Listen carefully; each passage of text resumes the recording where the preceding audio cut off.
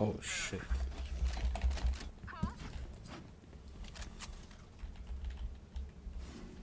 Ultimate orb spawning. Satchel out. Satchel out. Got him. Jets on a rampage. Vaya Biter, y encima muere como si nada.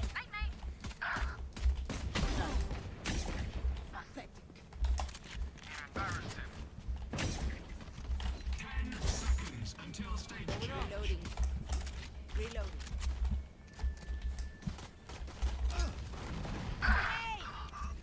Stage two.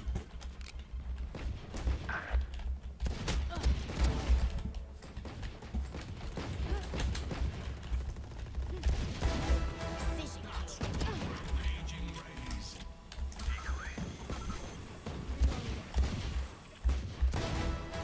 Got one. Cutting their vision.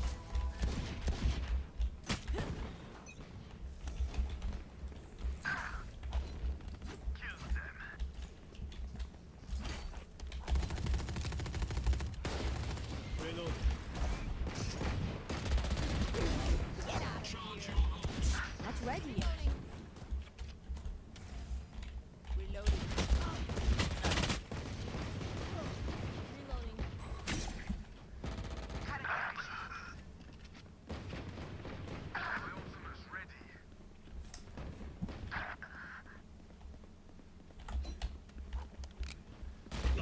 Reloading.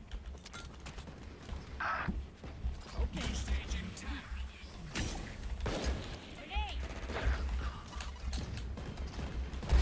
Oh. Down. Stage three. Right. Ooh. Close, close, close, close, close, close. Here comes this party. Satchel out.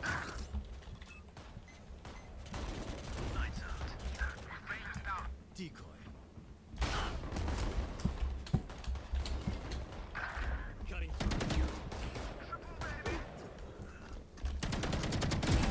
One down. Charge your ults.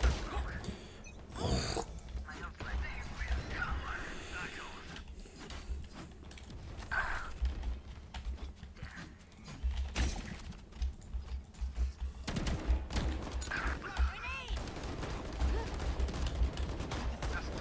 Get him. Reloading. Refill. Here with my car. New stage in 10.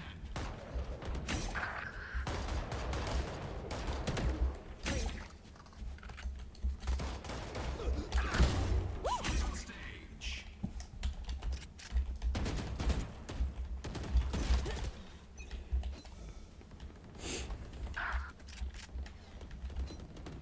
Snuff out.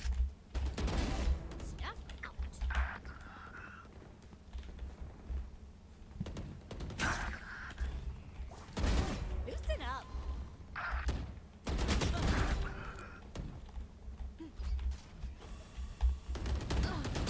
Y Satchel out. Satchel out. Grenade! My ult's ready. Here comes the party!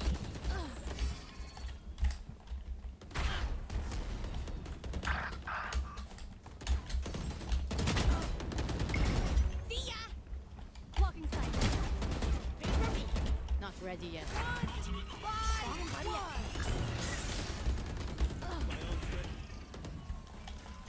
I'll handle this.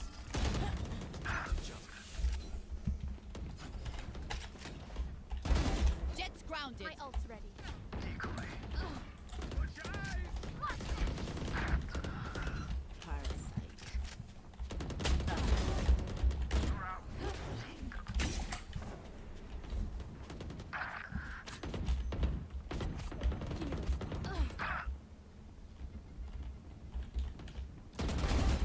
Three for me.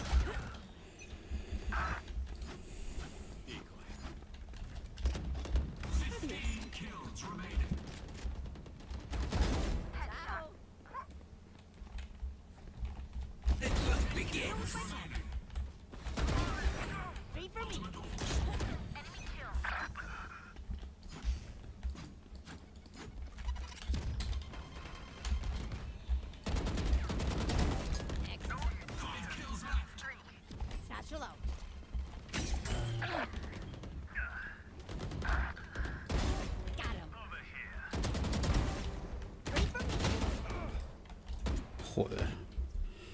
Vaya maquinón. Quiero mi ulti, dame mi ulti.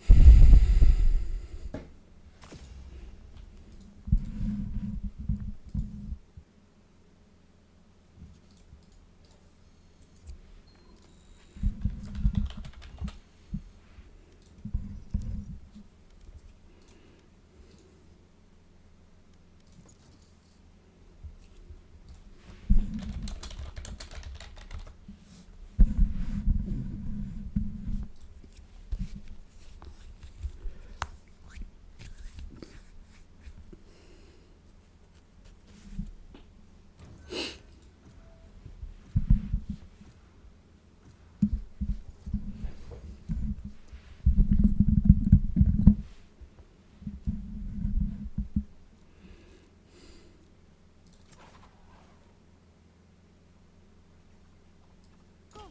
Let's go.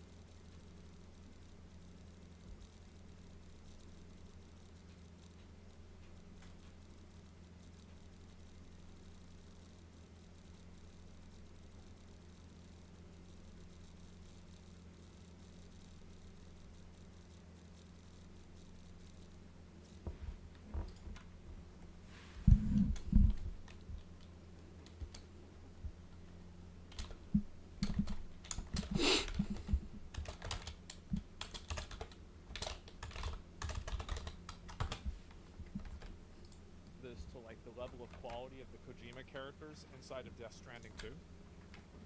You just really you're looking at two different types of situations, and I think that like a character's being aesthetic and looking good is a prime value.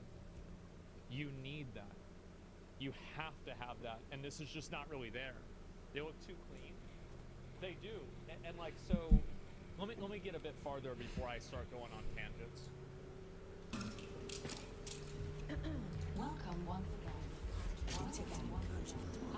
Can we please? Like this is okay. The other team is just very noisy. I think this is.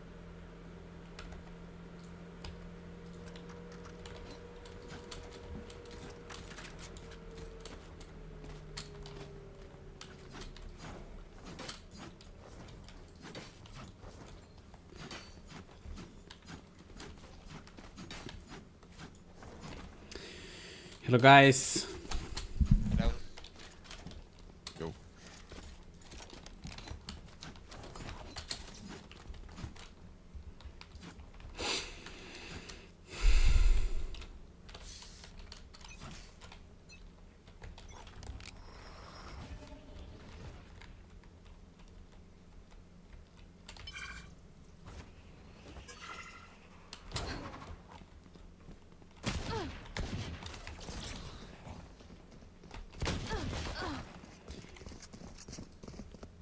¿Por qué están campeando en main de A en la primera ronda?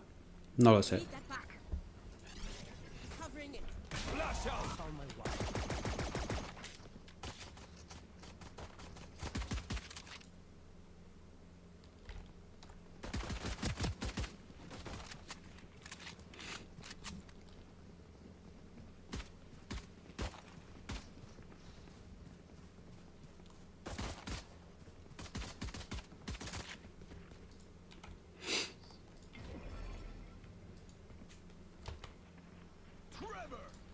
This On is a site. decent design.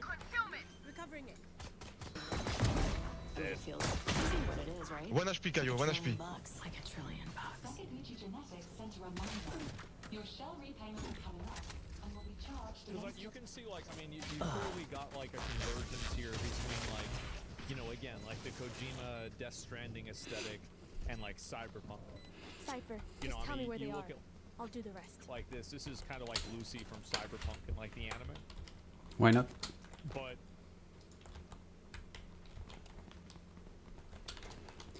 Yeah, the thing is, they were camping here, making zero noise. It's not usually what happens in the pistol round. Oh, so you didn't communicate, that's the problem. Oh my god. Yeah, I don't see your stand in the map, bro. I'm sorry. Here. Yeah, it doesn't show it in my map.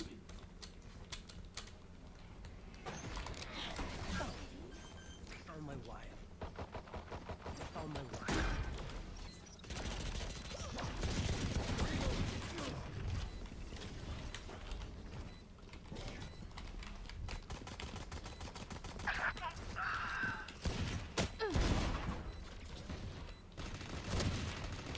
Die.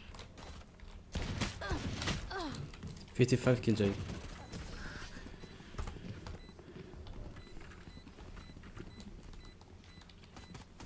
I find them.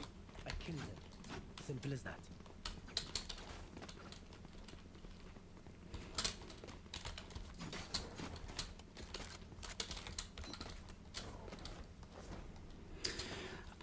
Are you going to be complaining every round in type?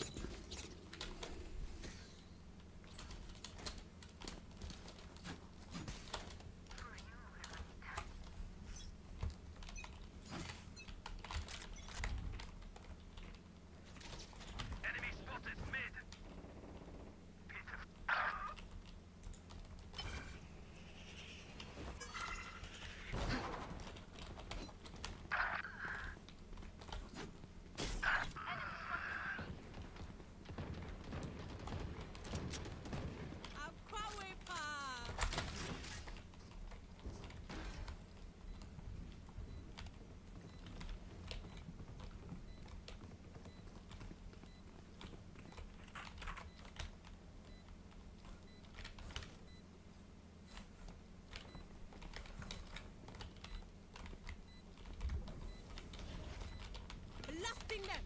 Pulling them in!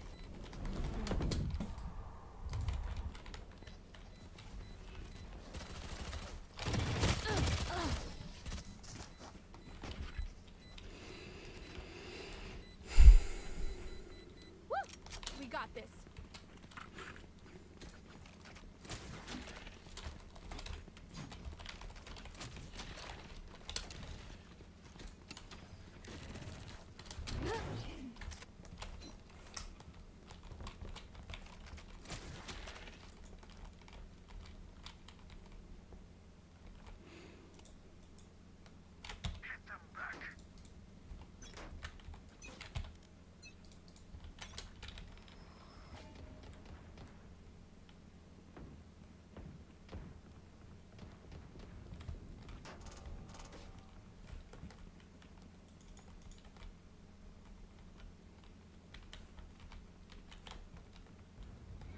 Blocking vision.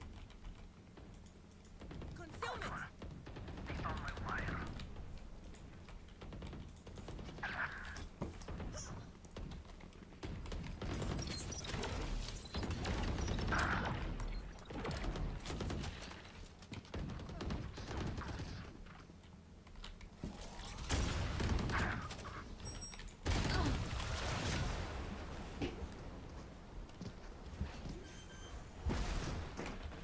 Deep breaths, everyone.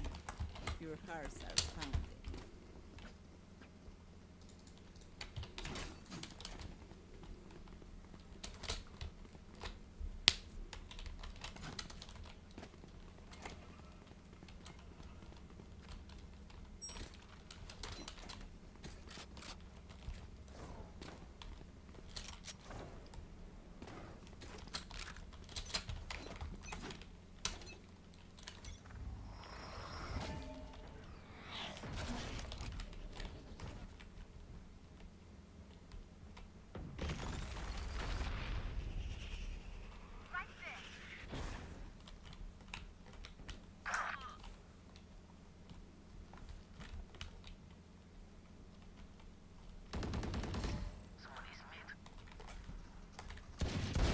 Nailed it. My ult's ready.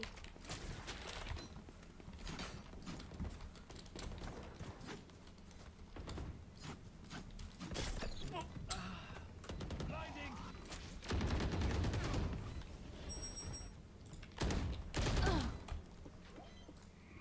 Hmm.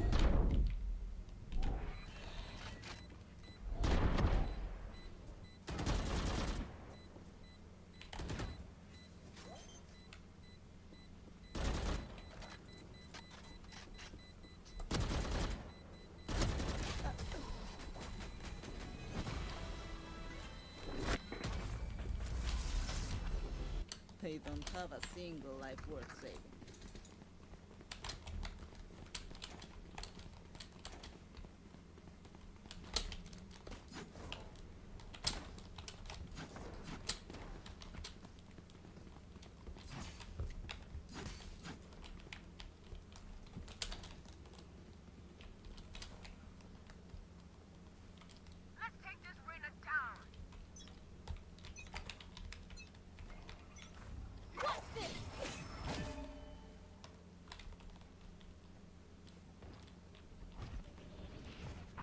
People like. The hunt begins. You should run.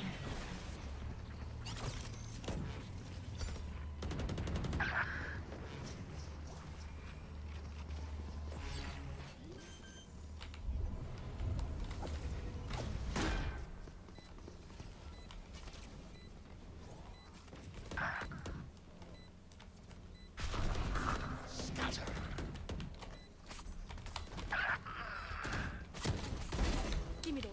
No charges left.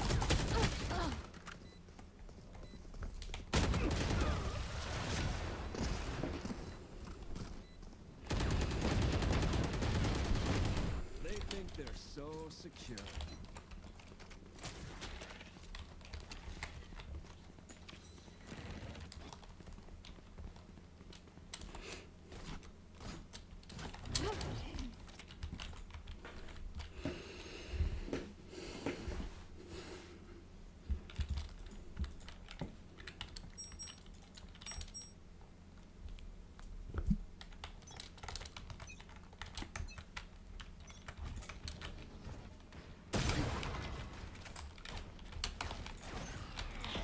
Train a kid. My ultimate is ready.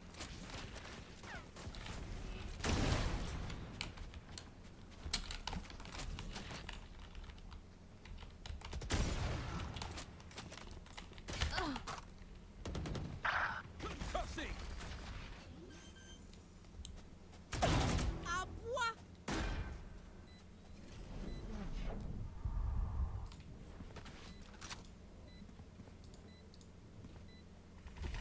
Flash out.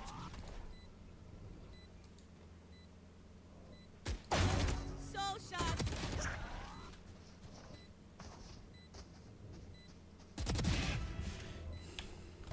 Nice. Can you take operator CT, please?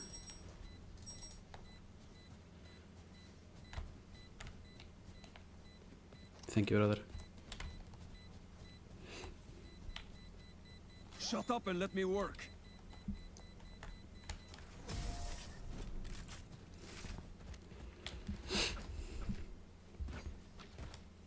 Time for them to Thank you, bro.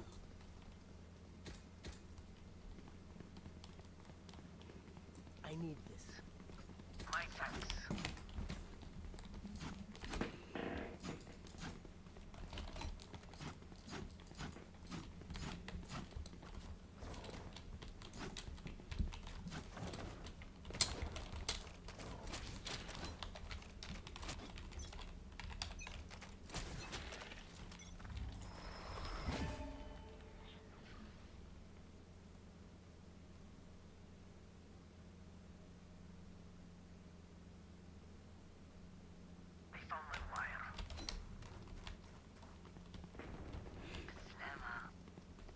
blocking vision. You can rotate, I stay A.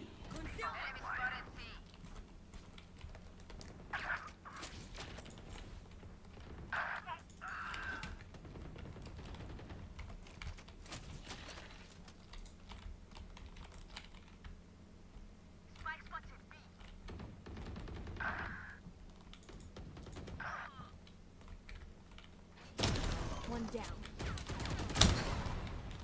Blocking sight.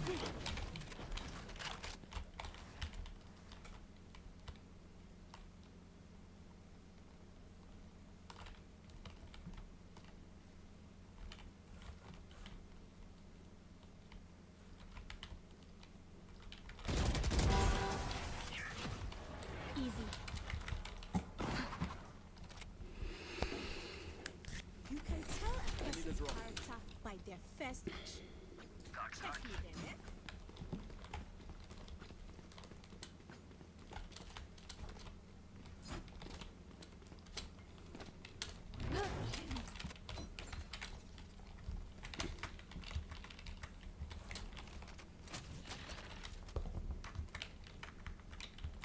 This is gonna be fun.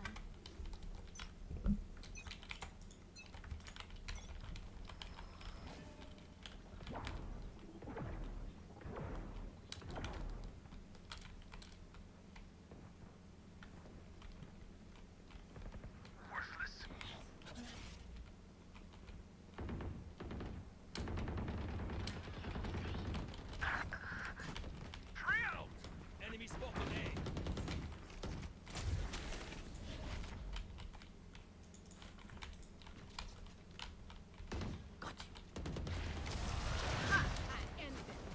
A. Nice. Reloading. I'm amped. Let's go. I got things to do.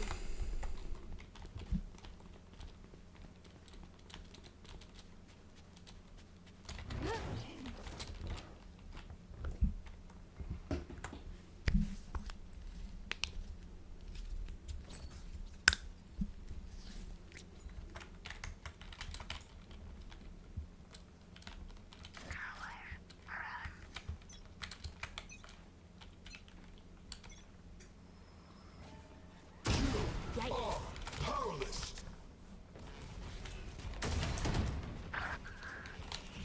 I can't use that.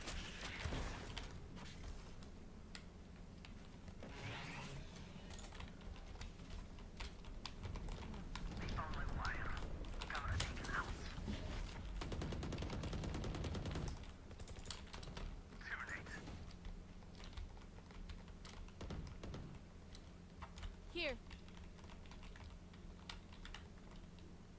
Spike spotted C.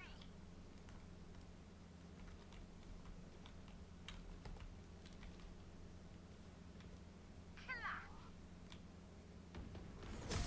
And the enemy was punished. Just let them try to catch me.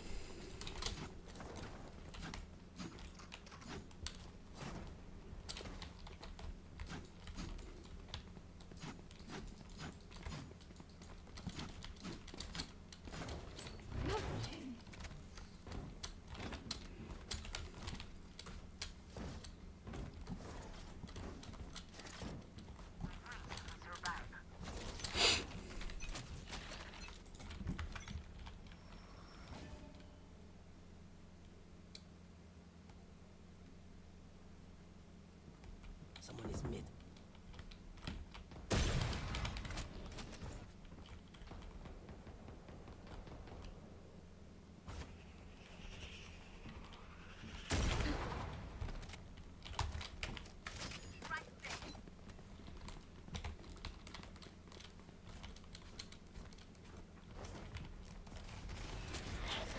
During vision.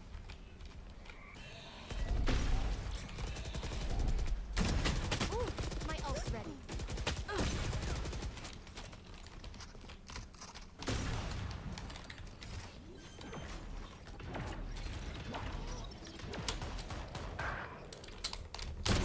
Oops.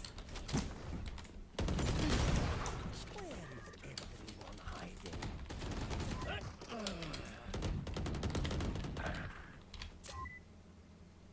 What's this?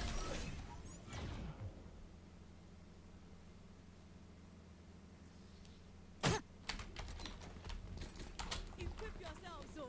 Money Dave. Por si acaso. Need a drop.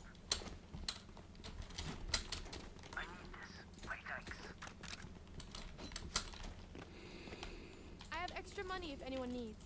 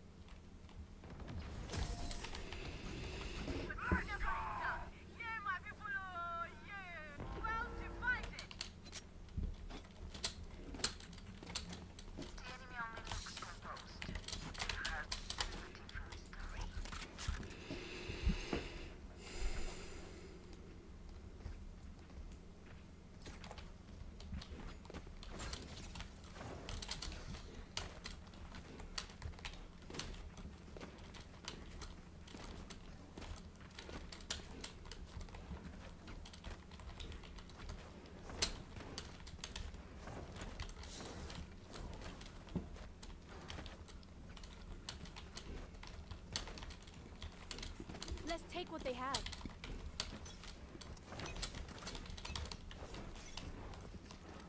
Trevor!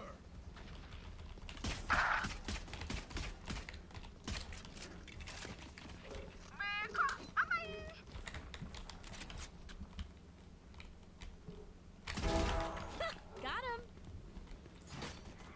Mini enemy safe. Reloading.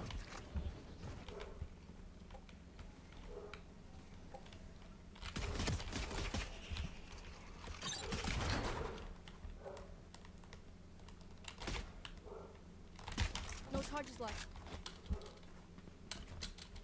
Blocking sight.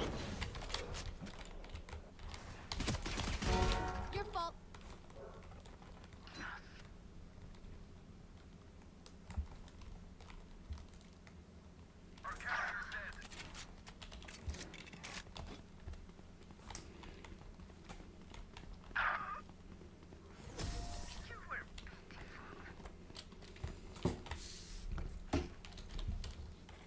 Their lives are so meaningless.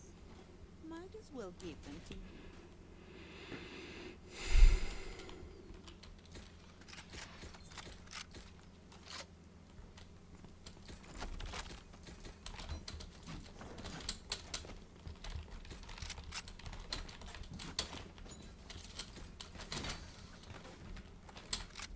Yalla.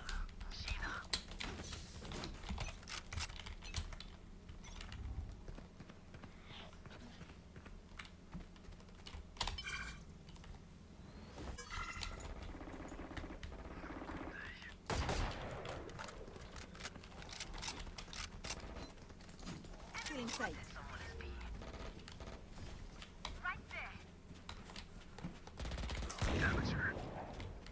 Reloading. Spike planted.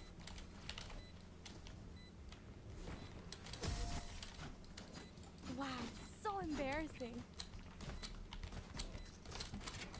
Take a breath now.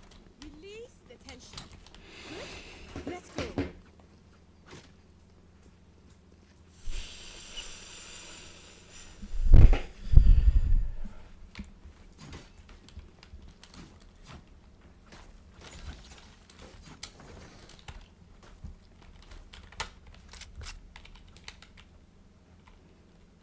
Rise and bring glory.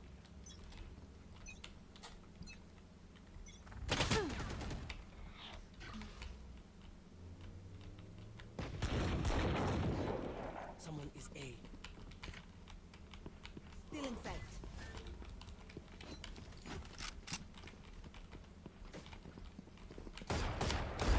Night night.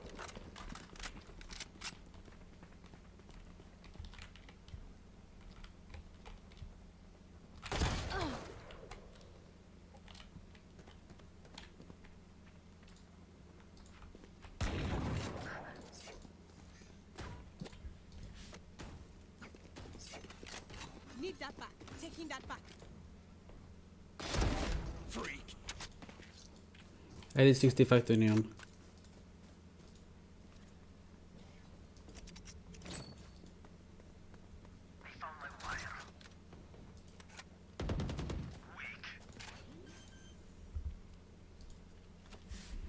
Spike planted. Reloading!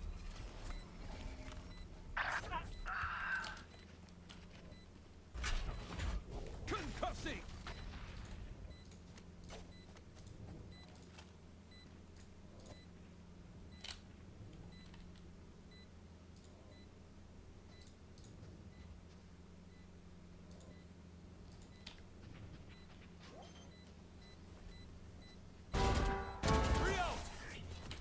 Not one left. W. We know more than we did before. Let's use that.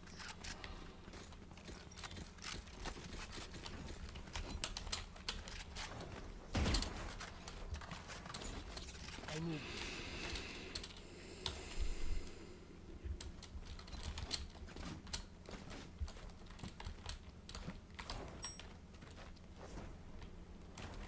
Keep up. Watching here.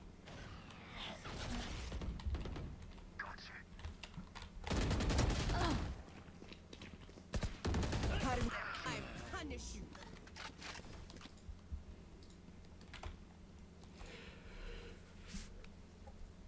A veces cuando me pillas desprevenido no sé reaccionar, pero no pasa nada. Muchas veces me pillan desprevenido y hago one tap, o sea que...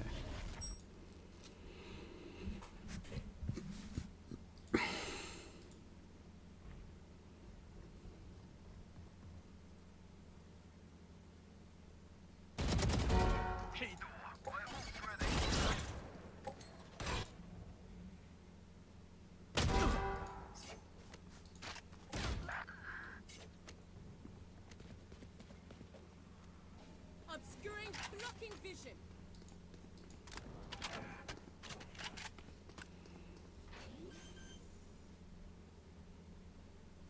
Spike planted.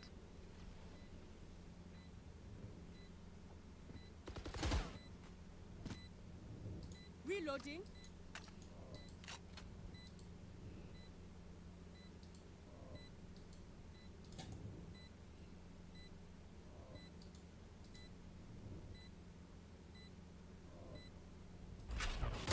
Ult ready.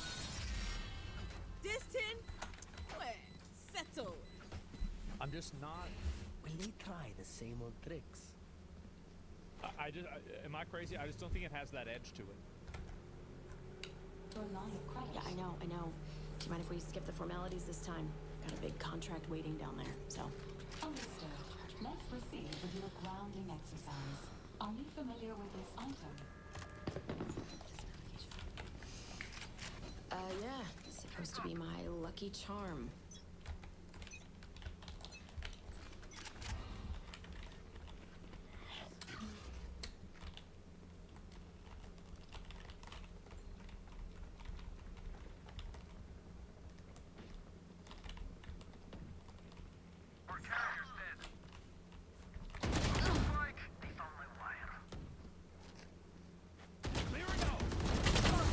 My ult's ready.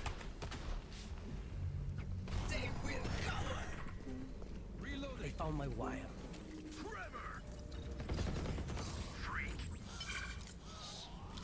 My ultimate is ready. Give me a call. Where is everyone hiding?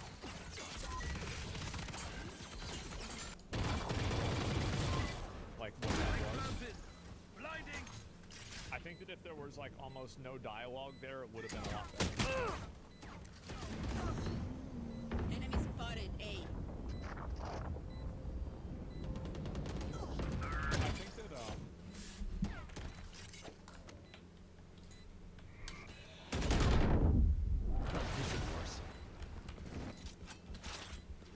that sequence is like a good example of We get a pick. We when move in. show don't Got it? tell would have been probably a better way to demonstrate like what that was. I think that if there was like almost no dialogue there, it would have been a lot better. I think that in a lot of cases, like that's true, is that less dialogue is better.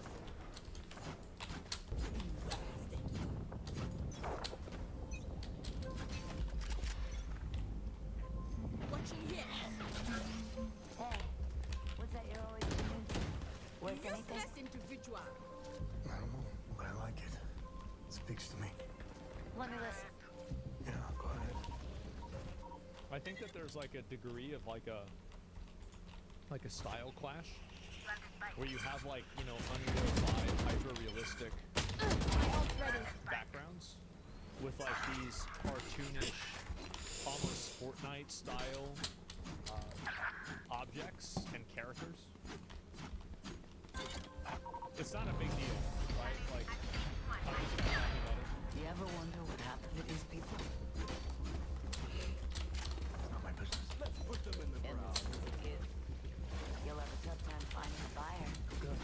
It's not for sale. Give it to me.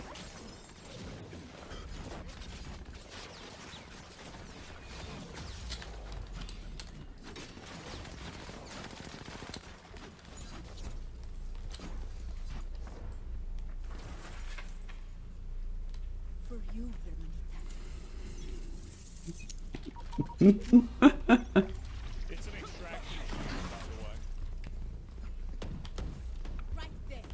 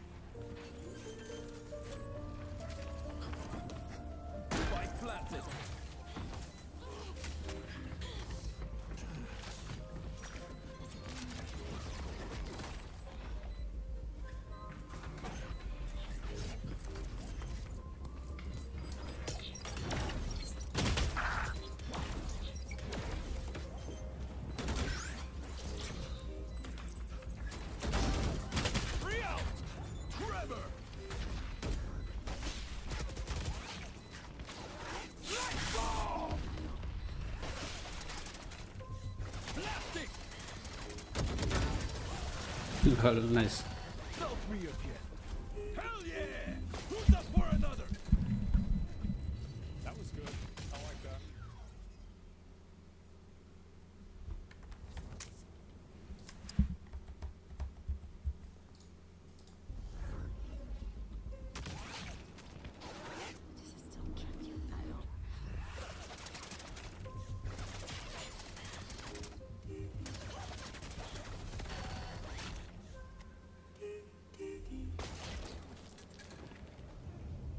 That was good.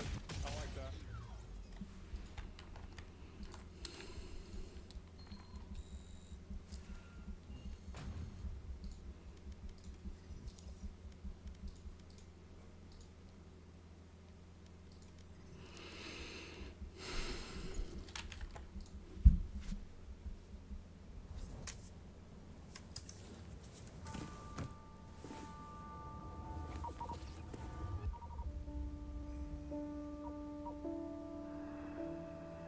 And on the pedestal, these words appear. My name is Ozymandias, King of Kings. Look on my works, ye mighty, and despair. Nothing beside remain. Round the decay of that colossal wreck. Round the decay of that boundless wreck. Boundless, alone and level sands stretch far away.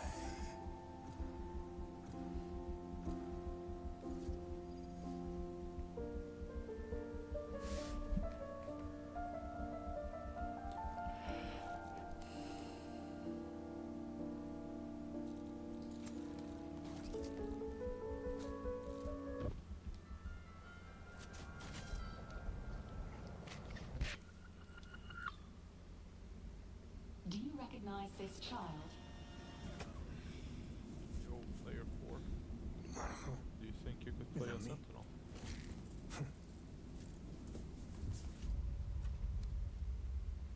I've only got 8 agents, bro. Man.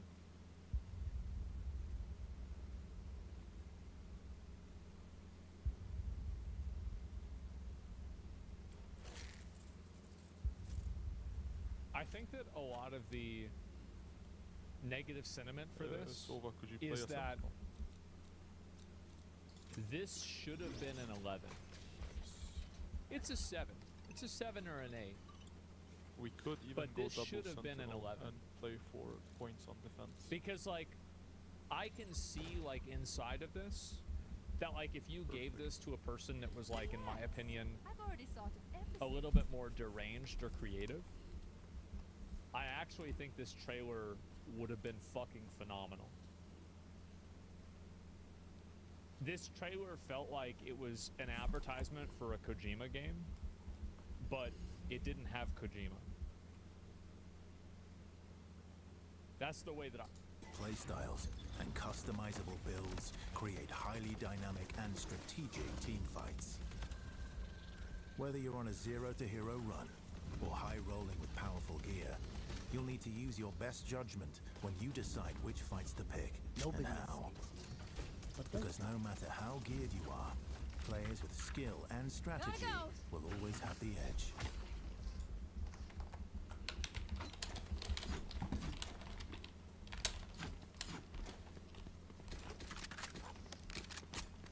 Cypher, come B, Cypher. They're gonna play B, trust me. I'm out of here.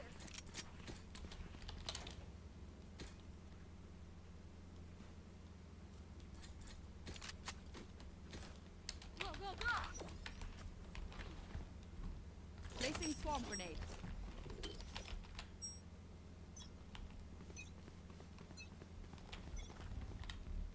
Turret out.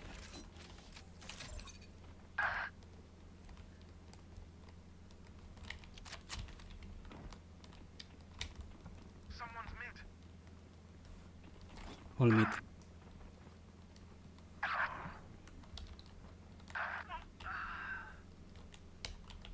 Recalling my bot.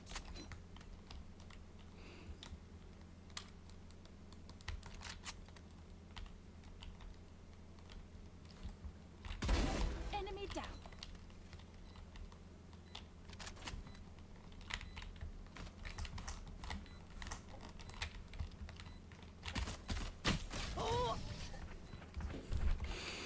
play a lot of mid and B guys. They won't. They will never go A main like that. Gotta go. The rest will follow.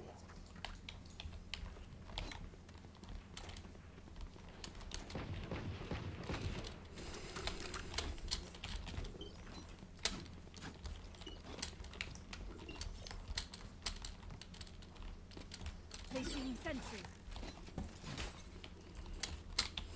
Time for a field test.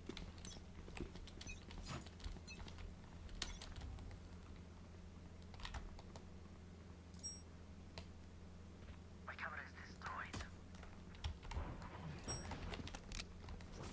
Stay in sight. Turrets destroyed. Cover going out.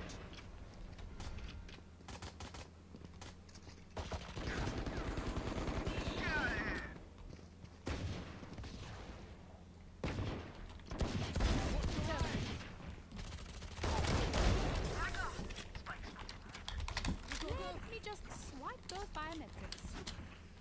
Easy. Here. Me down. I'll get right back up.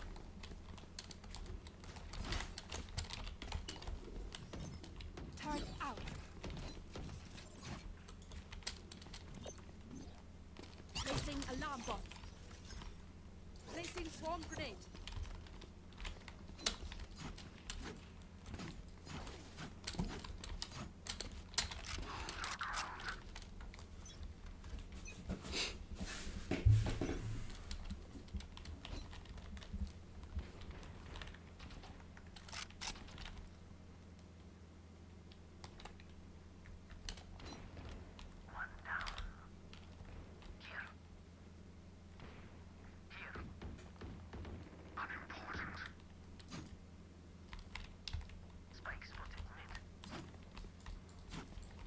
Recalling my bot.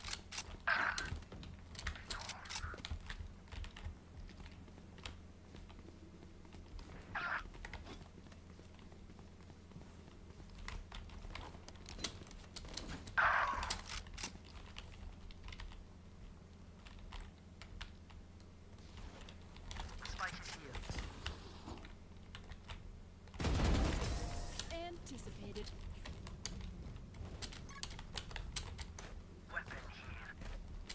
I'm out of here. I got money. Need something?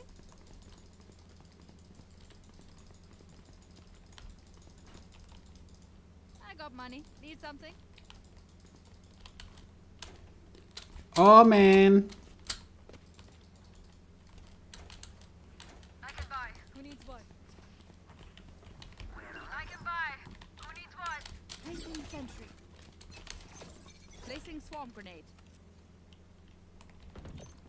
Alarm bot out.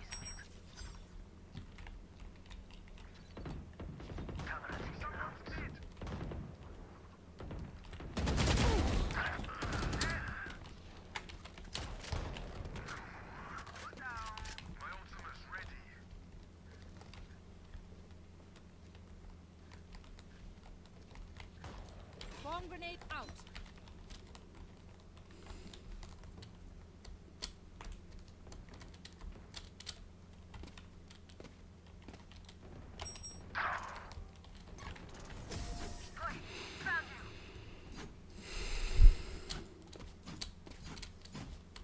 Cypher, gotta go.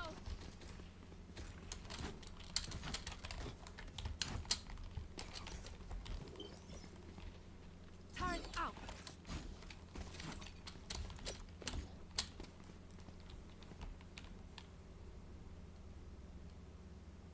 Alarm bot out.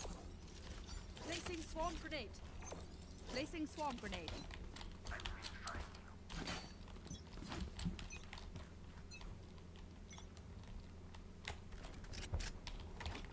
Any enemies A? Joke's over! You're dead! Enemy A.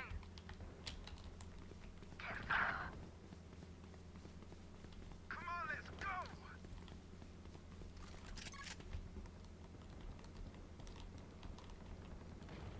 Sorry, bro. Someone's A.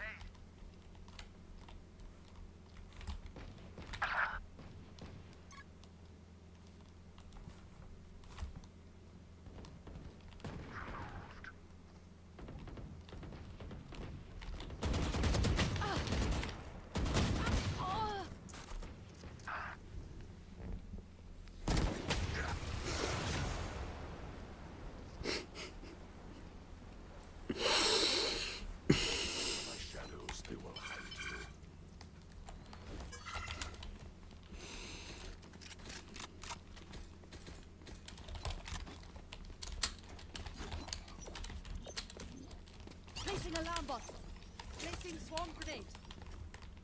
Placing swarm grenade. Turret out. Placing swarm grenade.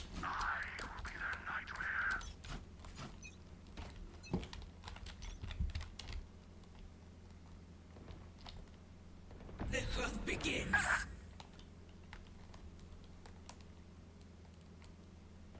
Target down. Someone's mid.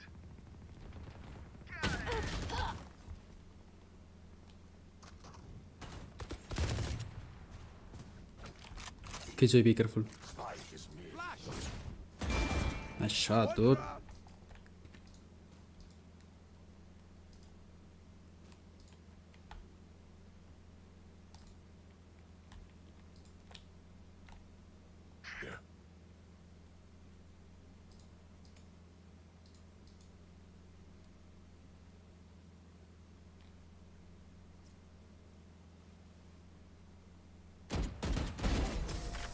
I've dead.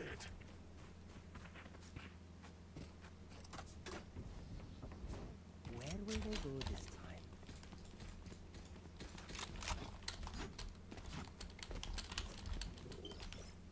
Placing sentry. Placing alarm bomb. Placing swarm grenade. Placing swarm grenade.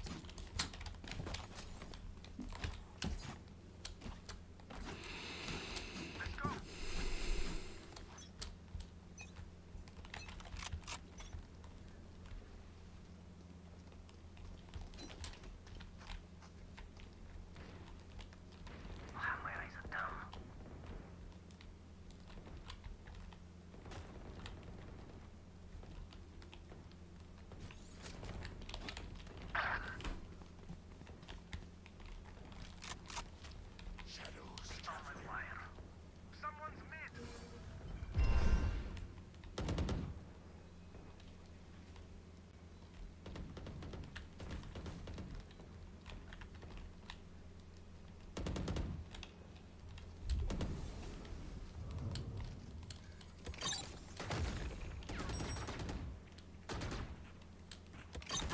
Turret down.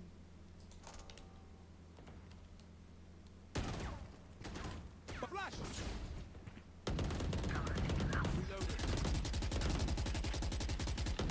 Reloaded.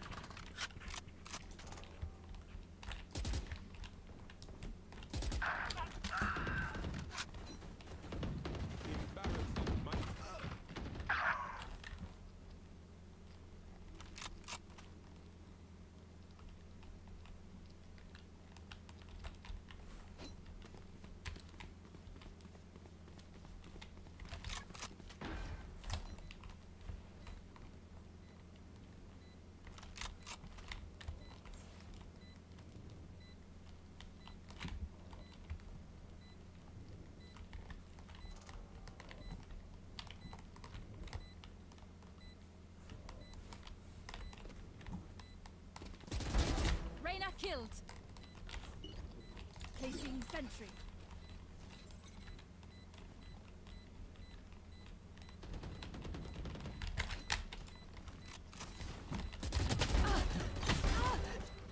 Imagine if I died right now. So funny.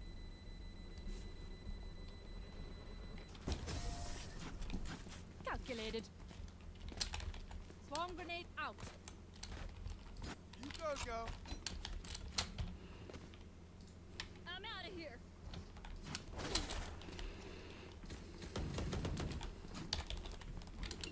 Turret out. Gotta go. Alarm bot out. Placing swarm grenade. Placing swarm grenade. Go, go, go. Keep doing what you do best. Get out of my way. Here.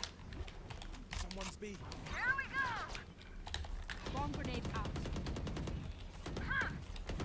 No, you Swarm don't. grenade out. Goodbye. You should run. Come on, let's go. Watch your eyes. Bunch of guys. Perfect accuracy. Got 3.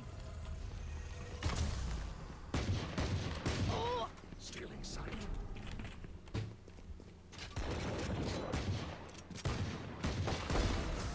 Rest. It is done.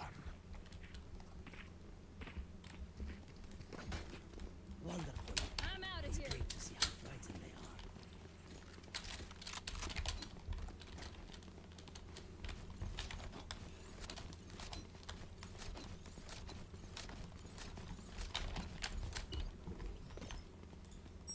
Placing sentry.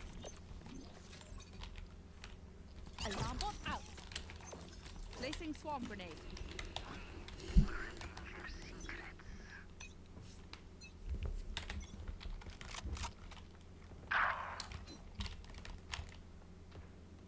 Joke's over! You're dead! Bunch of guys, eh? Camera taken out. Here. Enemy A. Bot coming back. Rain is down. You had your fun. Spikes My turn.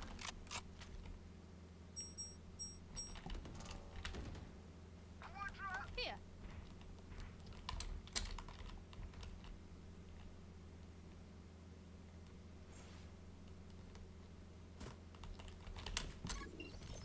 Placing sentry. Bot coming back.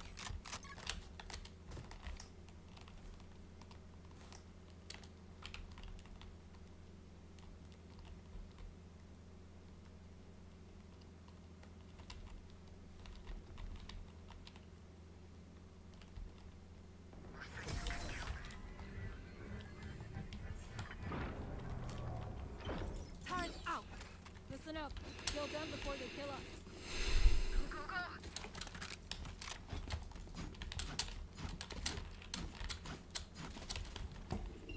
Turret out.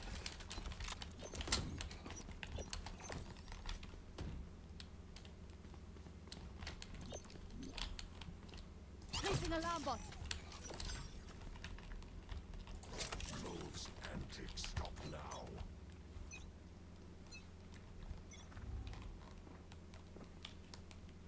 Blinding.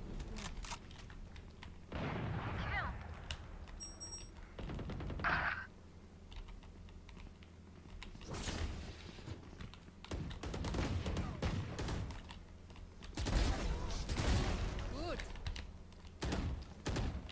Oh. Watch your eyes! Flash!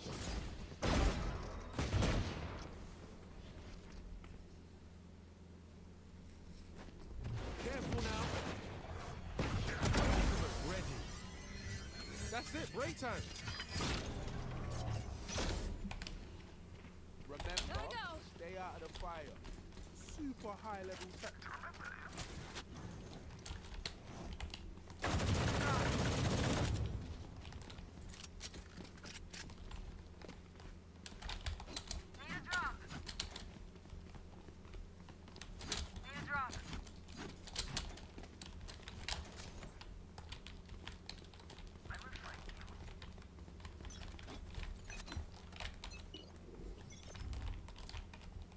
Placing sentry.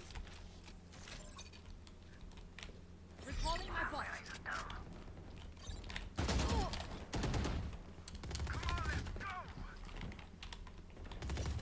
Placing alarm bot. Spikes mid.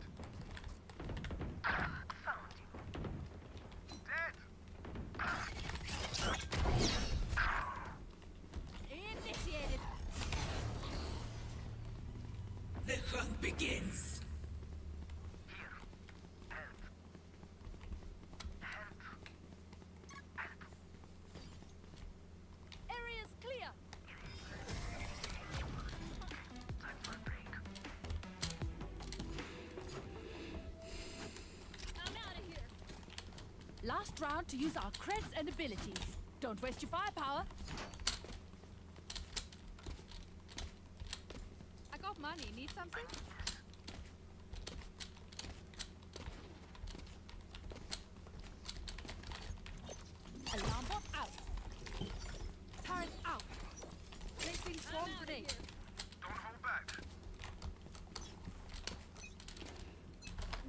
not ready. Placing swarm grenade. Swarm grenade out. Enemy B.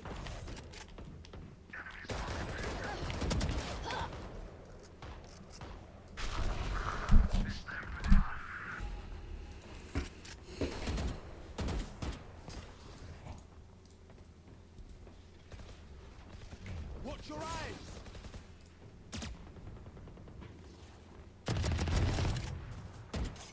Where is everyone hiding?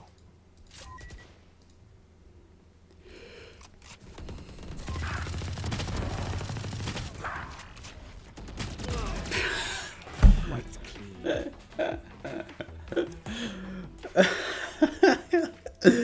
Me encanta como todos hemos jugado lo más agresivo posible, lo más mal posible, sin ningún tipo de consideración, y nos hemos ganado.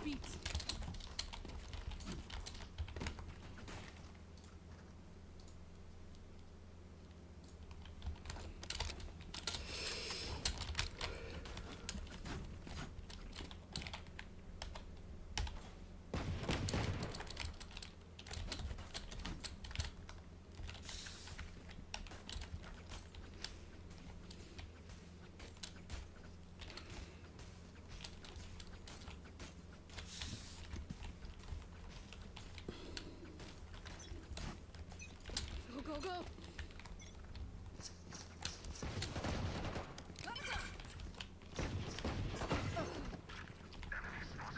Placing sentry. 55 right now.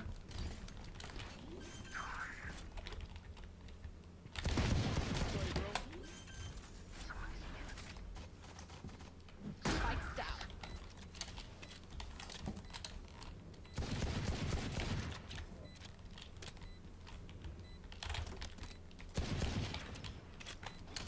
Someone's in defender spawn. We're going out.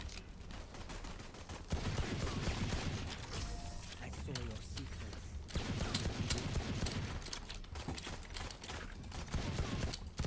Good never ends. I'm out of here.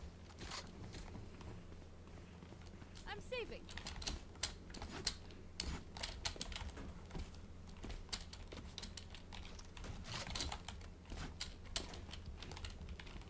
I'm saving.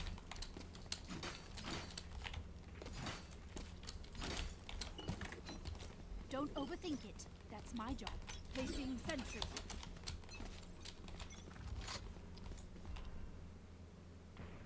Snipe, move!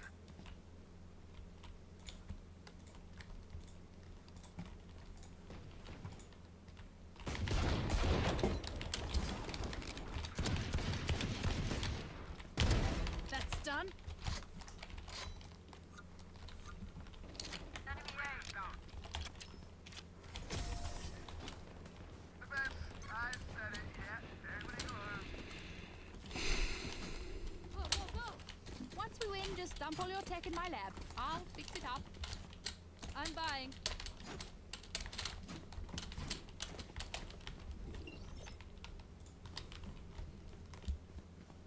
Turret out. Placing alarm bot.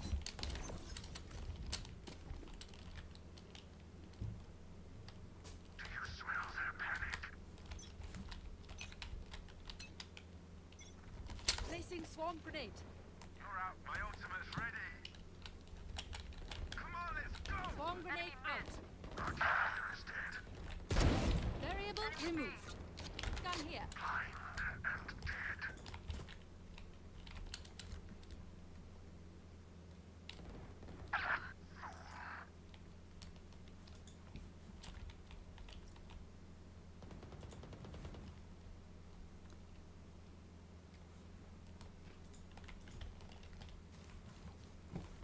Careful now.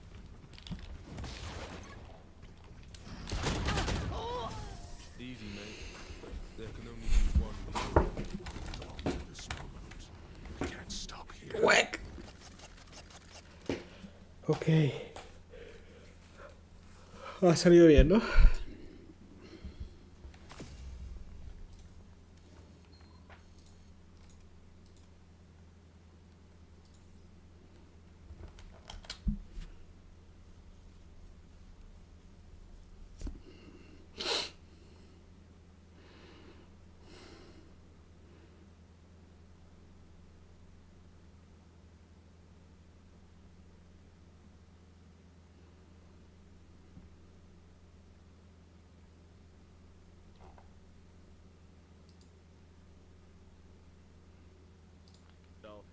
who knows? But I mean, I think he's looking a little shaky, a little not confident as well. He seems a little off on stage, if I'm being completely honest. Like, he's normally not like a guy who's going to pop off or anything. He's not going to get active, but he doesn't really seem to. He usually has that kind of wry smile after he pulls off like a pretty crazy round, and I haven't seen that as much from him. So I'm hoping Devi gets a little more confidence. Device, since that seems to be kind of more of his permanent role here, is going to be more polished. We're not going to see any self flashes, and then Paper Rex should be pretty stable. I was gonna say he didn't flash himself this time, so that is improvement. Yeah. Unless it happened off camera. It's funny you bring that up, Paper, though, about people not being themselves, because Alex at one point like slammed the desk, but he did it like kind of lightly. Yeah. You know, it was like a light slam of the desk. Like, you know, it wasn't like super angry. He was just like, like, you know, like maybe we're just doing what we, you know, like we're just kind of going through the motions a little bit. Anyway, I wish we had seen his reaction in the 2v5 that we showed earlier. Yeah, that one we might have got a full. Yeah, for sure. Maybe there was no desk left. They can't show I it. didn't show it. Giving the camera the finger, so like they can't show him. Yeah. Let's move on to our next game, which is T1 versus Talon. Ooh, do we still believe in T1? Oh! Whoa, you pushed the button. Even Carl wasn't believing. They're all red teams, though. Oh my god. I goofed it up. Oh, man. I'm deleting that from the Discord. This is not a plat chat guarantee. Kurt 3 is of us have gone self-flashed. T1. Damn. But Chobra has not. Chobra, Damn. why have you gone for Talon Esports? They need to win this game, by the way, Talon. Otherwise, they are eliminated. Right, which actually that almost concerns me because I feel like Talon, you know, I feel like Frost would be like, well, listen, stage one's not what really matters. Like, we're not doing everything we need to for playoffs, and they might not pull out all the stops. But I just think T1 have now learned their weaknesses, but also if I'm T1, like, I think you're still gonna not make huge changes just for this match, right? Just to try to like secure your placement going into playoffs, because you're still gonna go to playoffs no matter what, and you're most likely not going to 4 seed no matter what. So it's like you're not going to a lower bracket, and suddenly pulling out all the new comps that you've been practicing to catch up just for this match probably isn't gonna happen. That doesn't mean they're not gonna try, but that does mean Talons should have enough resources to come and play to their strengths. And also, it's Talon's turn to win, because they win, lose alternate every week. So. Oh yeah. It's their turn to win. Good logic. It's their turn to win. Like, it's just unbeatable. There's something to that. I mean, it keeps happening. Why did you pick T1? Why do you think they'll bounce back, Mr. Paper? I don't know. Great. Here's my conspiracy theory. I think T1 is just limit testing right now. I think they're messing around with some of these comps that don't really work for them, like their Lotus comp where they've got the Viper in there, they have no map control, people are constantly getting in their back lines, and they have zero idea of what's going on in the map. Here on Icebox, it's just go away every time. I think they're just limit testing. I think they're just trying to see what can we get away with, you know, how much can we actually just rely on aim dip before we start bringing out the real stuff. I know that's probably not true, but that's my theory on what's going on. So I don't think we're going to see the rain of crap anymore. I think they're going to try something else. Honestly, I think T1 should just go for the old like meta Icebox comp. Just shift Buzz onto Jet and put Meteor on KJ and just let it ride, or put Meteor on Chamber. You can do that too. So either way is fine.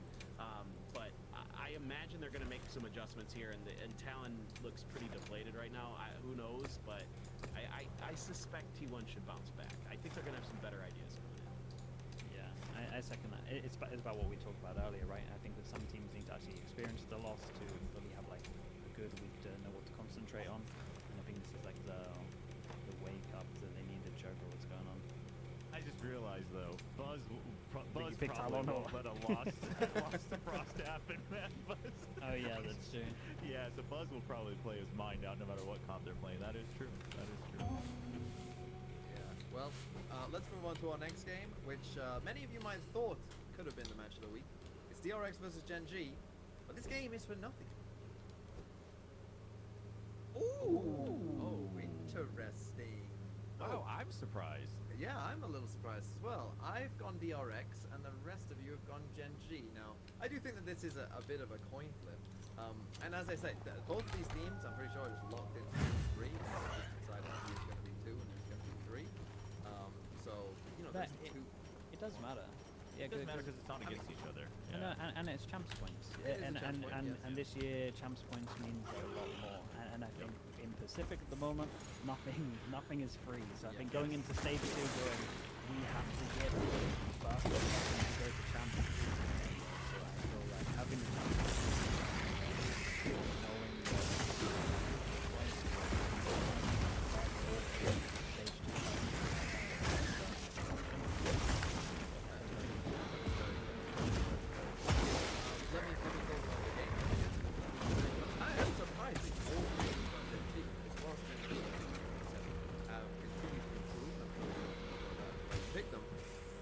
I still think that DRX, you know, obviously, like, they've had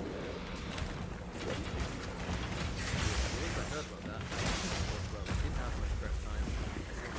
I still think that Gunman was very good. I think it's still a very easy change for them, right? It's, go back to what they were playing before they thought the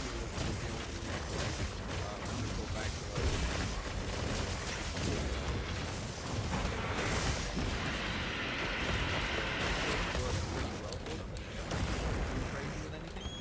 I don't think that's going to be the problem. I guess you could say that maybe they might have some map pool issues of going back to that. And there will be some of the new maps that maybe they haven't played without double duels. Like I spoke to Seth, they might only play double duels. But I still think the DRX have looked incredibly good. I think this will be a close game. I'd be kind of surprised if we'll see dominating them because they're both very good teams. Very decent teams. And I just DRX. Point. Was it a coin flip for all of you, or did you like feel strong?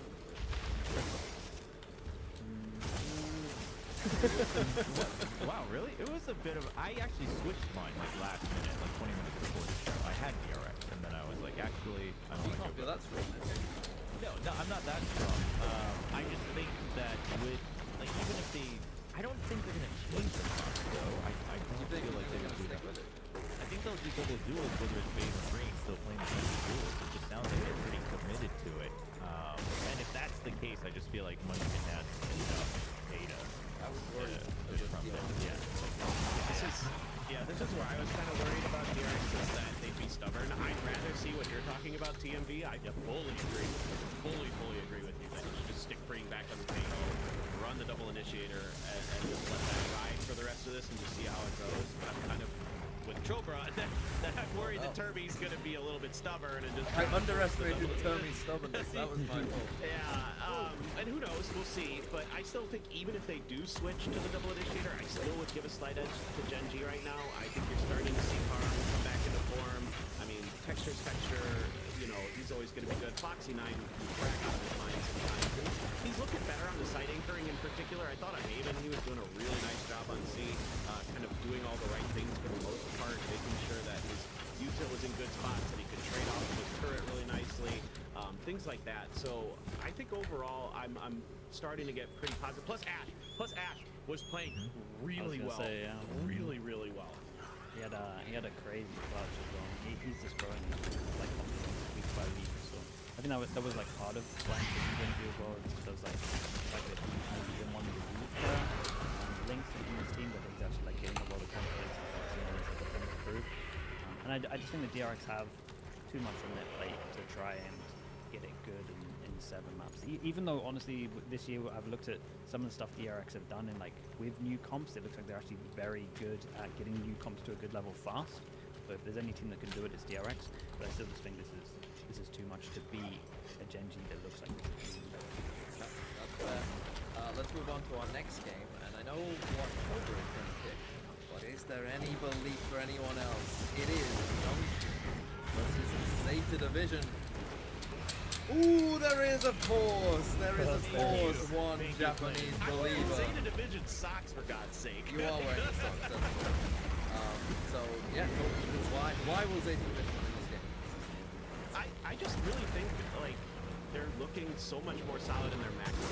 Like that's the one thing that makes a big difference. I think the firepower might be a little bit slightly higher on Nongshim if I'm just being perfectly honest about it.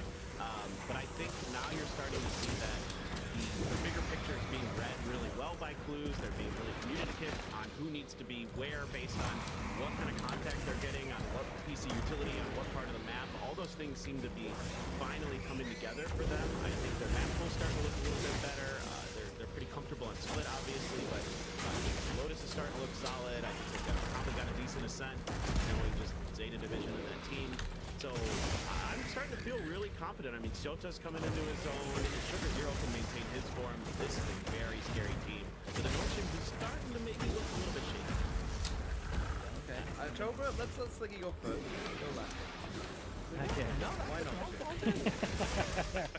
I think when I look at Northship, I just think that in there with the neon stuff, that was like a little bit weak, but now we can start building on it. I just think they have better firepower. I think Tosh and the right thing. Firepower-wise, depth at 10-10, like I think it's going to be really well today. But I just back Northship playing against the new one when it has actually like small drill stuff behind it is a nightmare. So I can kind of I just got to back Northship. They're looking better. Even though they are a little shaky now, but I'm just putting it down to the fact that they tried way late, kind of new meta, moved away from Neon, and now they're like, oh, that's still viable, like the line. And we didn't talk too much about Northship, but congratulations, Trobra. You're not that big of a curse. You are still a curse in my eyes. But he wasn't streaming. Oh yeah, so is that the curse? If you're there, yeah, no, he has to be streaming. Everybody's swooping up this propaganda of Squiggy trying to deflect the Squiggy curse away from everyone. Whoa, come on. You can't just be me. That's what I'm saying. Everyone else will have some stuff. Okay. Fair enough. I did think it was funny. I did think it was funny that our team has also now won. And, Nobody's probably not like, is this guy really the problem? Like, we hired him. But, no, I actually think with the way that they look today, I think then it gets close. I think it does get close. I think it, maybe even a 50-50, right? Kind of just whoever wakes up on that day. Because it's not just 10-10, it's just how fast they're playing. But I think the good news is that at least the opponent playing fast isn't necessarily something that Notion shies away from. You know what I mean? That's not something that Notion is gonna be like, whoa, like what do we do here? Like they're just gonna be okay, like all right, now like you've seen it, you were still doing it. So I still think that that's not really that big of a curveball. You've also now seen it once, right? So it's not like as big of a curveball as a challenge. And I agree. Like to me, that's the big thing. Is that okay? Like I'm glad they were kind of the way like that's cool. Other teams are now making it work. That's fine too. But you realize like we need to start winning, especially as an ascension team. Like even if you don't make it to matches or whatever, like every championship point is gonna matter, especially if you're doing so well. But you gotta make sure that you get everything done, and you're like, okay, well, we put our foot down, we go back to comfortable, we start building out, we work with that onto the map, brick by brick. I think it should come up. And crack by crack. Yep. Noodle by noodle. Noodle by noodle. I think, and then it just comes down to the firepower. So I still have faith in that, but I don't think it's like Notion clears in firepower. I think it's going to be a very fun 2-1 no matter what, for sure. Okay. Yeah, I don't think they do it in unreasonable point. On this, so yeah, should be an interesting game. And then let's move on to, I think we might be smiling. Well, obviously Kurt took a picture because he failed an eye test, but other than that, this one I think should be a real one. It's DFM versus Boom. Oh, that's not even this, bro! What is your problem? You did that, delusional. I almost pressed it again. Okay. I did actually change this about like halfway through the defense because I thought they were gonna win, and I thought maybe I could actually like I was just troll or so I don't know, and I was like, they actually look pretty good. Maybe I can get away with this. So look, I don't know. They probably can't win this. I'm just insane. I really like this team. I like the players a lot. I think if May can play better, like May is kind of struggling all of a sudden, and I have suspicions on why I think that is, and I think part of it is that he doesn't have a consistent setup person. Like back when they were playing in the off season, right, it was a lot of Akame on KO to really set up May when he was running a lot of Jet or Rays. Now he doesn't have that same kind of flash support as consistently on a lot of the maps, and I think that is kind of hurting him and his ability to kind of do what he needs to do. So, and he doesn't look as comfortable on Yoru and some of the other more modern duelists, Neon as well. So I think if he could pick it up just enough, and like Akame is still kind of banging out, and maybe there's a world they do this. Maybe Boom, because they're good to go. They're #1 seed. Like everything's groovy. They don't really come in and kind of try too hard, and they don't. You know, it doesn't matter if Boom, if DFM. This is all cope. No. There is very little hope for this. I mean, this is probably like a 15-20%er, but you never know. Yeah, I think honestly that's fair. I mean, I guess I can speak for all of us three, I think, in just saying that Boom have looked good and DFM haven't. And that's all you really need to know. I think let's move on to our last game. Surely, surely we're smiling on this one. Surely, right? It's RRQ versus Team Secret. Surely. Oh yeah, we must. Okay. Press the button! Yeah, let's go. Okay. Wonderful. We all agree what could go wrong. RRQ are going to beat Team Secret. Now, unlike the Boom one, RRQ do need to win this game, so they still should be dialed in 100% to finish top of the group. I guess the question I'm going to ask is, like, what is the world where Team Secret win this game? How on earth? Chobra, maybe? I feel like it's got something to do with you. Maybe you sign with RRQ or something. Should I pull out my old RRQ jersey, show up to the venue, and go stream it? Like, what do you guys want me to do here? Like, yeah. You know, everything has a cost, right? Everything has a value. You just call the number. If we can match it, like, I'll go to the venue. I'll make it happen. I mean, listen, there's really no big chance, but it is just going to be a very, like, story-wise, very fun one, right? Because it's Warbirds versus Old Secret, and like it's all about the ante and whatnot. And obviously, I think, you know, the Secret guys probably want to win just because that narrative is going to get out of control if they don't. So, but I mean, they haven't looked like they're like, you know, like Zeta has looked like they've been improving a bit, and it's like, okay, finally they unlocked it. And Team Secret's like, I mean, all right, you know, like you beat T1's Reyna on Icebox, like good job. Like, there's not really much to stand on right now. Yeah, I kind of agree with that. I don't know. I'm looking at Team Secret and thinking this might be where they feel like they need to rebuild slightly as well. Like if you're thinking stage 2, you stuck with the team over the off season and it didn't really work out. I think if you're gonna try do something, it has to be like within the next 3 weeks. I would not be surprised if that gets tweeted out soon. To be honest, I just don't. I think I believe in a lot of the players. But as a group, it's just not working. Yeah, Team Secret is the cautionary tale of sticking together when people are like, oh, teams should make less roster moves. Well, Team Secret is like the inverse one where it goes wrong. But normally they do a lot better than this. Yeah, I know. Yeah, well, they have huge like problems where they just haven't changed. I mean, I was talking to Dubstep last week, and he was just talking about how they're the same team as they were when he was playing with them, and so like. It's frustrating because you're not seeing any adaptations with this new roster. I'm all about keeping rosters together. I generally kind of like that idea, even though with some teams it's not going so great this year. But I kind of, as long as you have the adaptation, like you have the trust in each other to kind of develop new things, try new agents, try new strategies, try to deepen the map pool. I mean, but they're having so many fundamental problems. I mean, you can't have an operator because Jeremy can't op, so you have to have Wild Oreo go on Chambers. You can have an opper. And to make matters worse here with Team Secret, like historically, they don't even beat RRQ like when they were good, like when Team Secret was in their better form. Like they were losing to RRQ last year, and this is a much better RRQ than last year, in my opinion. Like, they look scary as fuck right now. So yeah, it's hard to not pick RRQ here. Yeah. This is sad. Are you going to show Envy being second rated in Pacific? I mean, yeah. Oh yeah, Envy's still in. I mean, he's an insane player. He's still so good. He's the one we all talked about at the beginning of this year, right? With the player that nobody knows about from Pacific that is amazing. It's Envy. Yeah, he's always been there. It is very concerning just because it's also like 2G is still calling, right? Like they swapped IPLs, but like I mentioned this too, where it's like, okay, you still look like the same Team Secret from 2-3 years ago. And like the first week I can excuse it, like you're learning from 50 man, yeah, that's great. But like you change your IPL and you still don't change. There's a fundamental something that has to change fundamentally. It's not necessarily anyone's fault. So I think that you just have to wait until stage 2 for that. Yeah. And on that depressing note, let's finish finish up Pacific.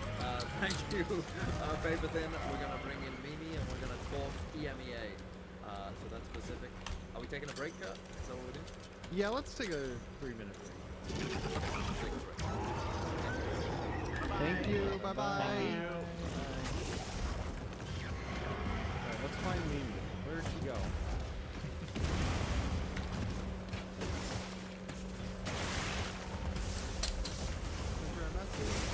Oh, she's already here. Let me switch her cams right now.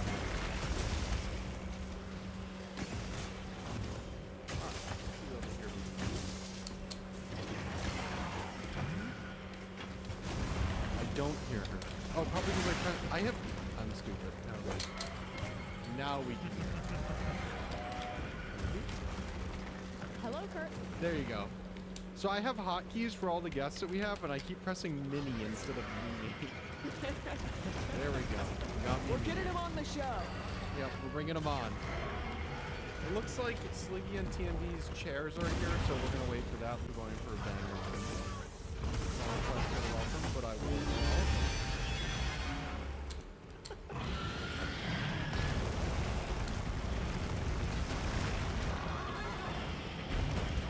This is my favorite workout. Yep. Did Kevin McLeod. He makes his music free for the world.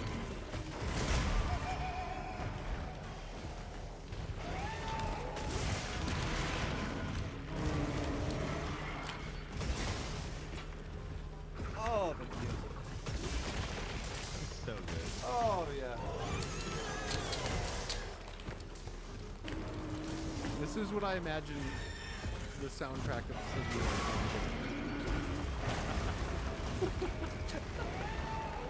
He's being a little naughty getting a cookie. Oh, TMB just got up. He's getting a cookie. Oh,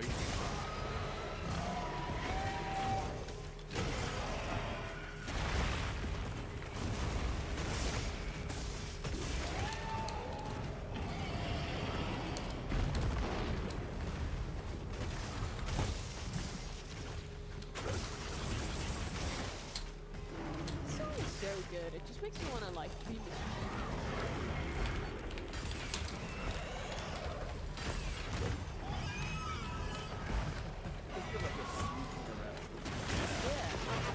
the name of the song is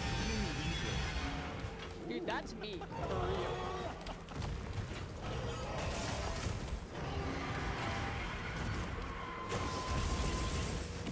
But then they got absolutely dumpster on this final map and put down by Navi. I picked Giants, I'm pretty sure. And after that one, really good. I'm like, here we go. Okay, yeah, they lose Pearl, that's fine, you know, like, it's gonna be a close game, that's what I expected, right? A 2-1, either way, makes sense. And then, yeah, man, and what's great in the storyline is it's the first 13-0 split. I think on split, the last one, and down against the next in 2022. So they've had the last two defense side both times. And I mean, it would have been more impressive this one if that would have been real throwback. We gotta bring that back. Maybe Navi will win EMEA. But it's one of those things where, like, if you just lose the game normally, like, okay, it's not great, but, like, you know, maybe, like, you just think, like, you lose 13-0, you're already, like, a already, like, losing a couple games, right? You're already in the process of losing quite a few games. So then losing, like, a 13-0, I can tell the vibes must be. Oh, it's like a vibe blind. Great forehand as well, I would say. No, it's an absolute shock. But dude, the split was so annoying. It was like, so Navi were doing a thing where they were doing like double layer smokes over towards middle, where they had huge smoke on the one-way box like either side, and then they would have that smoke on the middle instead of either. It's not like it's a Viper smoke, it's a Astra or a Omen, and you have the best tools to get over towards middle. You have a KO and a breach. Like, just don't understand they did never force, or why they tried to never force it towards middle. There's more just like middle, right? Yep. Go away, lose. Smoke here, can't go. It's like, what? You guys literally have the best comp, I would say, for taking middle to raise a certain majority, but you have one of the best comp. How are we not taking middle? I'm scared of Oros. You have a drone. You have a drone, Teos, smoke, stun, and it's 15 and flash. You gotta take middle. Like, you gotta take middle, surely. I can do it. Back A. No, I think we should hit back. It's kind of shocking because I feel like they don't have abilities that you can just ignore smokes like on split if you have to, right? Like that's why some teams are struggling. Like they just get freaked out or like flash out of the smoke and you lose control of mid and then everything goes down the drain. So that was very, very unfortunate. But also like Hero popped off. So yeah, I mean that's part of it. They got no fast kill. On this one. I mean, that's impressive. Dude, Like, I'm it not gonna genuinely is lie. impressive. This game felt like I was like looking back and returning into time, and I'm watching like 2020 Valorant where it was impossible to win in a fast round on split. Like it's been a long time since you've seen a split game that is this dominant, that is this one-sided. I do want to ask though, for Na'Vi now, they're a 2-1 team. They've beaten up on GX and Apex, the two teams you expect them to beat. They got crushed by Fnatic, and they have a hard strength of schedule. They play Heretics, they play Vitality next, but they have the head-to-head against the two winless teams in their group. So they're almost certainly going to be heading to playoffs. They are And locked in for it. yeah, so is there any hope for this team in playoffs? Or are they just a big team that could maybe get an upset against someone, but it's probably just going to go out 8th place? I agree that they can get upset because they play with. So most people, when they're playing practice, probably won't be playing like that. It's not like something you can find practice for, and that will catch some teams off. But some of the individuals have like shown their peaks, and if they can all do that at the same time, then honestly I think we can see something. But when I'm saying something, it's probably like a fourth out of the eight or something. At like the absolute best. Yeah, I don't think they can. Really, unless absolute miracles. I think this is a team that's for maybe like a team that don't really want to play too much. Like if they do finish fourth in the group, which would be great. Maybe they can win that first close game. Right, then after that, I mean, hey, they won a first jump. They've achieved something. That's confidence. Yeah. The funny thing what this does do to the group, with Na'Vi being locked for playoffs, is that Vitality sitting at 1 and 2, and Apex having Vitality and GX in their strength of schedule.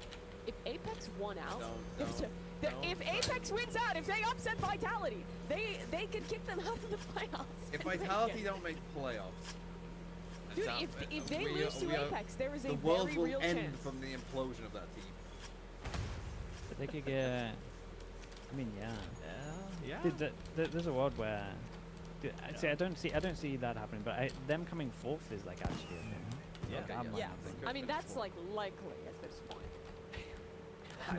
I'm not sure likely, but I think it's.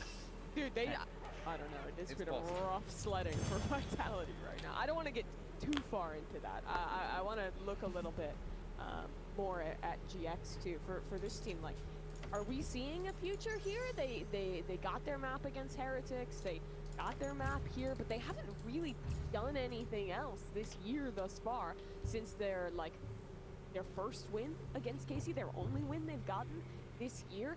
Do you think we've seen what we can from this roster, and it's just looking to blow it up and make something new for next stage? It's a pretty good roster on paper, so I would like to say that they can stick together, but I don't think so. I think something, whether it's going to be coaching staff or players, is going to change.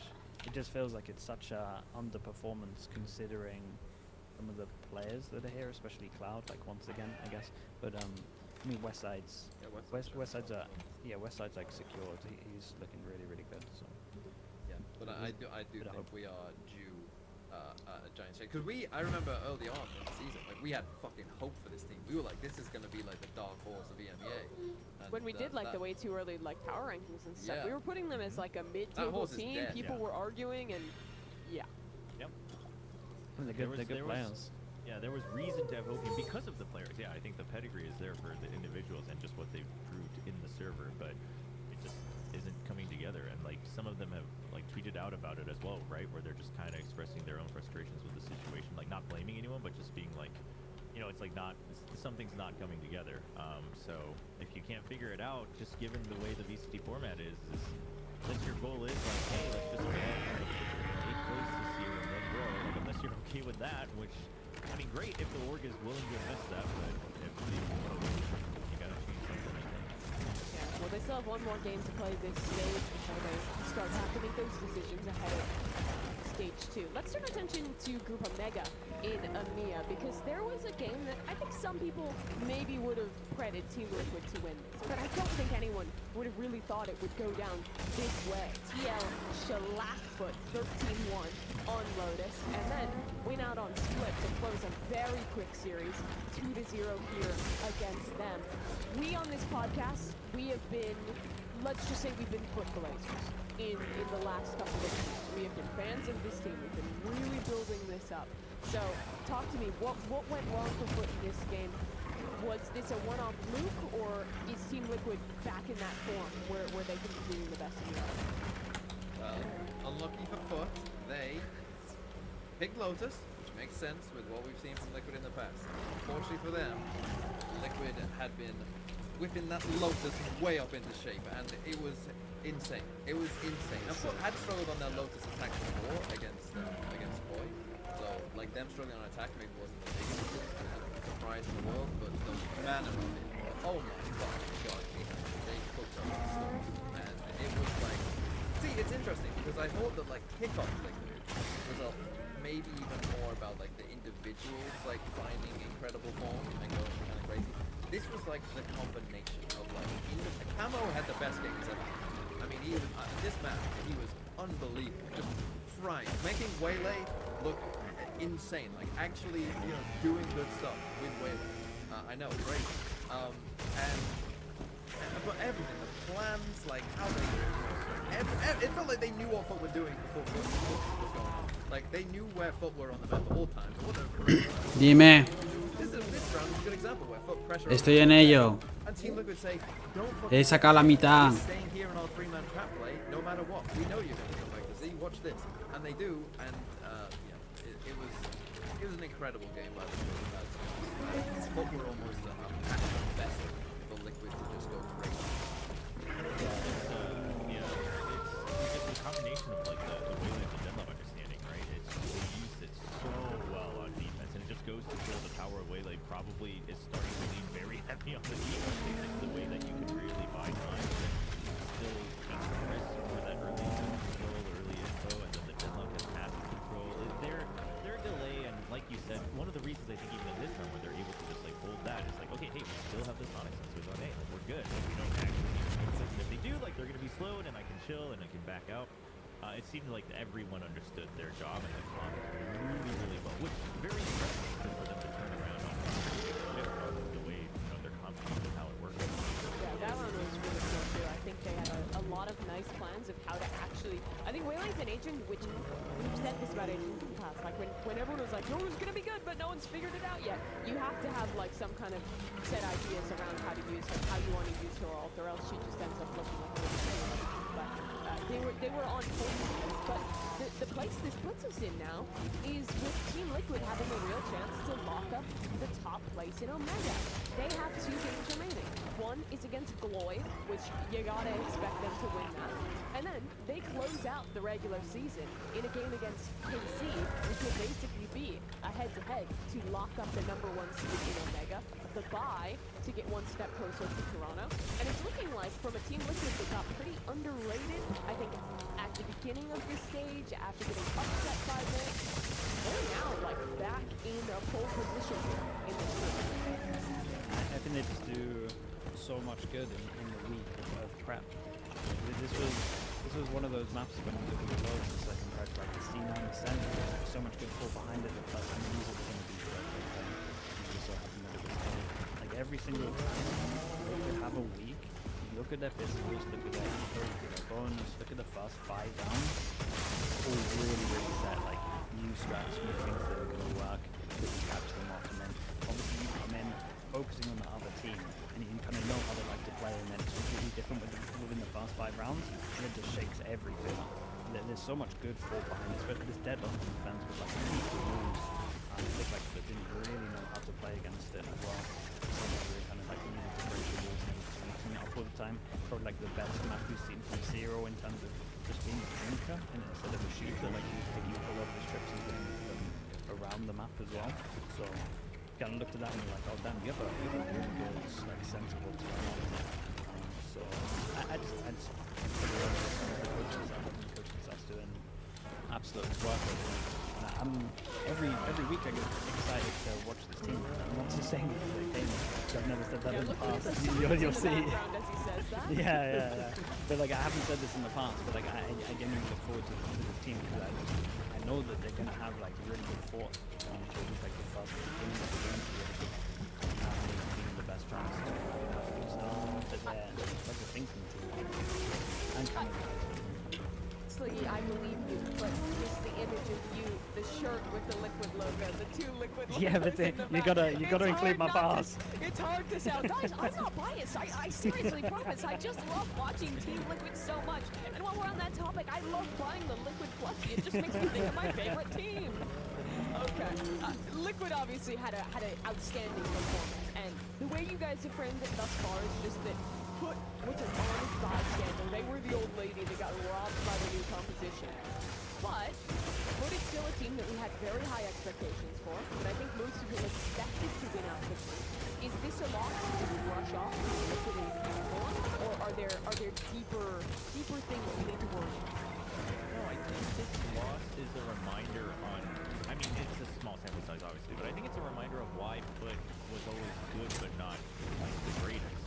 Right? Of like, okay, you have some good ideas, you have some good teamwork, but the moment they're caught off guard, the moment their positions are red, the moment the opponent's shooting back, like when all of those things come together, it kind of frees up and they're like, okay, so how do we adapt to this? Like, it does seem like when something entirely new, not just like round to round, because that's generally pretty good. I think like an entire comp change where they start, like they're disrespecting your needs or whatever, and that always kind of bites them right near the end where they finish line. And I think this is a reminder of, hey, if you can play weird comps if you want, right? You can play your preferred combinations if you want.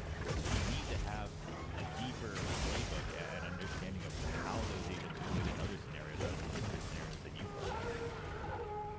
Yeah, this feels like a reminder of like, yeah, Foot are that team that aren't like quite get over that hurdle of like, because like if this was like a Team Liquid playing same strategy, playing it really well, it's like this is what happens to Foot when they play like the very top teams playing well, like we've seen this before, right?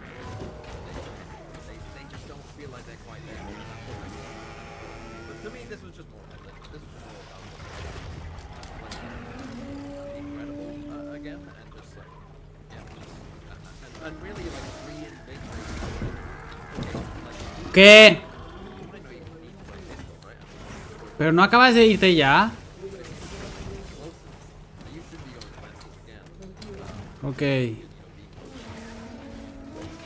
My footsteps in the center. I feel like it was just Liquid playing good. They have splits always been good, and then they bounced there. Lotus and but are unlucky to pick them up. Well, they're 2 games away from shoring up the group for Team Liquid, and they'll be pretty close to going to Toronto, returning it under British to make that happen. Let's hop over to our next game here, which was a bit of another upset. We went into this one, I think people were looking maybe for some kind of bounce back for Team Vitality. It was another close game, but it's Heretics coming out on top. Both them and Fnatic now lead this group 3-0, and this has been a truly impressive stage thus far for TH, getting another huge win on the board here. Vitality bounces like a basketball with no air in it. They don't. The game and then. Yeah, it did happen in Masters, yeah. Yeah. I mean, we talked about that last week. We did also guarantee vitality, so it was not great on our behalf. But again, in my opinion, this was like a game where, like, we saw. I mean, Miniboo obviously in particular, like, had a really good game. Like he really popped up. It was like Woot in the first half of Haven, and then the rest of the way it was like Miniboo central. And like Neon on Icebox, still not Neon on Icebox in my mind. I always get reminded. I think it was were they Optic or NRG at that time? I can't remember. But Victor playing it on Icebox, and it looked dog. And I just remember thinking, so that just lives in my mind. Even though I've seen Miniboo play Neon on Icebox before, and it looked really good. But like some of the stuff that he's pulling out is just. It's fucking incredible. And Heretics, you know, we've been kind of saying like, oh, they look a little bit back. Oh, now they look a little bit more back. And then this like felt like, whoa, hold on, they might be back. They felt back here at Acrolect as well, because like you said, Woot was incredible on Haven. Like Woot was really good on Haven. Then you had Boo had like 2 really impactful rounds. He had the 1v2 over towards C-Long in the after plant. I think it was like Kicks maybe messed up slightly with the smokes, and then he had that Sheriff round as well where he got the pick over towards A and they kind of just snowballed into the site. So I definitely want to like talk. I felt like Boo had a good amount of impact, and I just think Team Vitality messed up picking Icebox. I don't really get that, because I felt like if I had looked at the last 2 weeks from Heretics, that was the map that I was at least praising them on their defense of looking like really good. And then they changed up their attack as well, and they changed up a lot of cool stuff on their attack. They had like that first of all, they had like a really good game plan against the KO. Right, KO was always flashing for Durka to peek in terms of the jet aggro towards A, so that was like good. They always had someone playing anti-flash close, and then as soon as the flash could come out, you would just swing and you would just kill him. So they went for that a couple of times. And then they had these like fast strats. I linked them here, like these fast strats where they have like a new recon and then Miniboo's just sliding at you. They had one over towards A, and then they had one over towards B. You can just cut it here and just show the other one cut as well.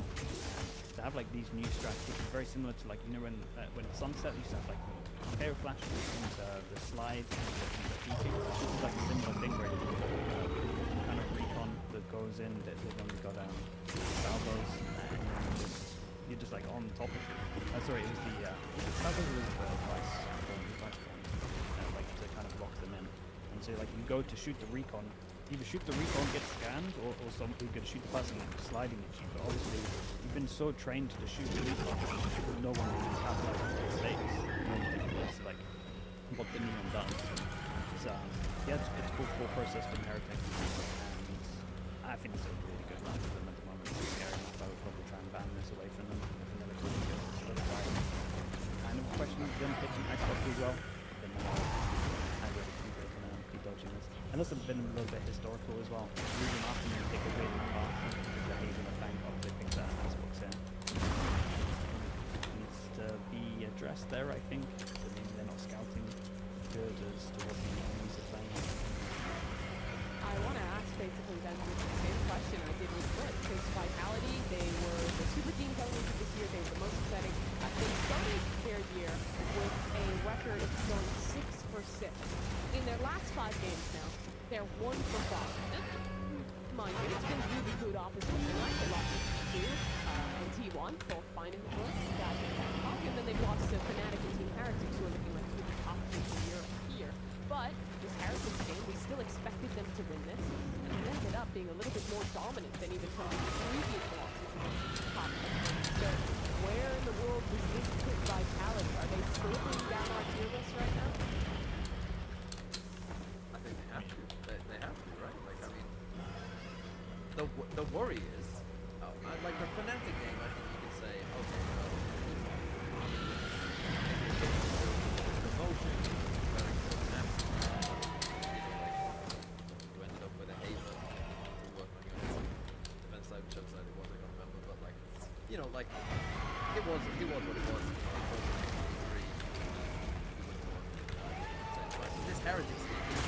This Heretics game felt like they were the worst team. They literally were as good as Heretics. And so that that is a worry because it's like we were just talking about Team Liquid, Glazers, Heretics and Liquid. Well, right? And it's like there are other teams, you know, there are other teams that could also supersede you for champs. Like we've just been kind of like it's like DQ with Magic, right? Everyone's like just go. Every international, we're already at that stage in our lives. But like right now, I'm like the panic level should be going up because you legit might not. I mean, we're talking about they're not going to miss playoffs. I would be if they miss playoffs. But they could miss finish playoffs. They could finish fourth and start the road. Like that is a possibility, and that's not Dude, right. you guys are saying it's impossible. It's not. They lose one game. They lose if they lose it. Like, I don't think it's gonna happen. I don't believe it's gonna happen. But we cannot discount that it's fucking possible. And the fact that they are one game away from missing playoffs is diabolical considering the like where this team was like a month ago in terms of their standings. I'm not saying they will. I think they will make playoffs, but it is still like it is a big fall off and a really shit position to be in for a bit. Yeah, I think it's rough. I think though it's gonna go Hola. ways at the moment because they play Apex. Ahora voy. So it's like they should get either a lot of confidence from this, or it's about to get a lot worse. It's about to implode. Yeah. Literally about it could to get a implode. lot worse. So we'll see. Yeah. What? Go Yeah, I just feel terrible every time they don't look that good. I keep thinking back to the pre-event press conference at Bangkok, where I jokingly asked Stacks how it feels to look at a real super team when he was sitting next to Vitality. And now Vitality's crashing and burning. The Chobra curse Stacks is lives dealing on. with the Bangkok Just trophy. another example. Oh my god, you killed them. I really did. Oh, I have too much power. Oh gosh. Is Durka in a slump right now? I feel like he has been struggling these last couple games, and that's pretty rare for this guy. I think you can call it a slump, but I think when I look at least when he used to play on when he used to play on Fnatic, there'd be like a lot of thought to set him up, and especially when you're looking at attack. I feel like a lot of times he goes in and there is literally the whole thing is you're making space, and that's it. Like you're in a position to maybe get one, but you're gonna get traded. Whereas in a lot of times with Fnatic, I felt it was like this feels very safe for you to enter, and now you can play your own cards and you have options to get like multiple. So I think that it feels a lot different to just the thought process of. I feel like they were very based around making sure that he had safer entry into sites and that people were fast going in with him. Whereas at the moment I see him going in and then there's like 4 seconds until anyone else is even close to help him. So I think it's a little bit down to maybe that, and maybe he's getting frustrated with that because I think on defense, a lot of times he's setting himself up in the same positions he would be on Fnatic where he should be going crazy. But I think attack-wise, I can definitely see that getting very frustrating, and I would put that, like that's what I would say is like affecting his defense and maybe fragging, but we don't know. Again, we're just kind of viewing from the outside, but it's not up to the levels that you think of when you think of Darko. Certainly not. Well, they're hoping to bounce back and win out these last two matches. Let's talk about our last topic for Yumi. Real quick, prediction. Oh, go people ahead. are begging to watch this save clip. Do you guys know what I'm about to no. say? Yeah. Is it appropriate? Yeah. We were. It's I won't definitely play it. appropriate. I won't play it if it's No, I wouldn't play inappropriate. it. No, I wouldn't play it, but I do think I think something has to be mentioned there in just like so this happens with like hot mics all the time, like even in casting and stuff. And it's like production does need to protect like their own talent, like both casters and players. And like obviously you should never like cross a line, like that's true. But for casters at the very least, like we have tools where we can block it off on our own, like you can always take your headset off, etc. But for players, like that's not their main priority. And it's like, you know, you shouldn't ever cross a line, obviously. Like, but I do think like productions around the world do need to be more careful. And this time it's even worse because it was in English. You know what I mean? Like it's not even in a language where you could be forgiven of like, oh, maybe they should have no idea. Like, I do think that's something worth mentioning. Dude, it's a real weird one because I fully understand saying stuff to like get the mood up and the vibes good, Dude, maybe real it's like a weird, Stacy's dude. mom It's kind of real weird. situation, and that was just a Sure. huge motivator for the No, team. I- But no, it's a weird ass thing to say, but also there's no crazy got defending- played. Yeah, there's no defending like what he said. I mean, listen, that's up to him and his team.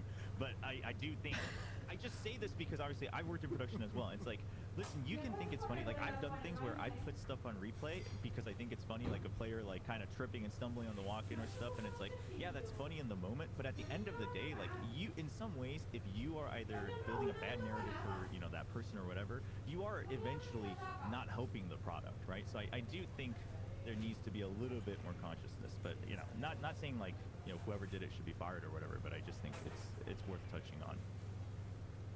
Lock in on not playing that shit on broadcast. Let's hop over though to KC.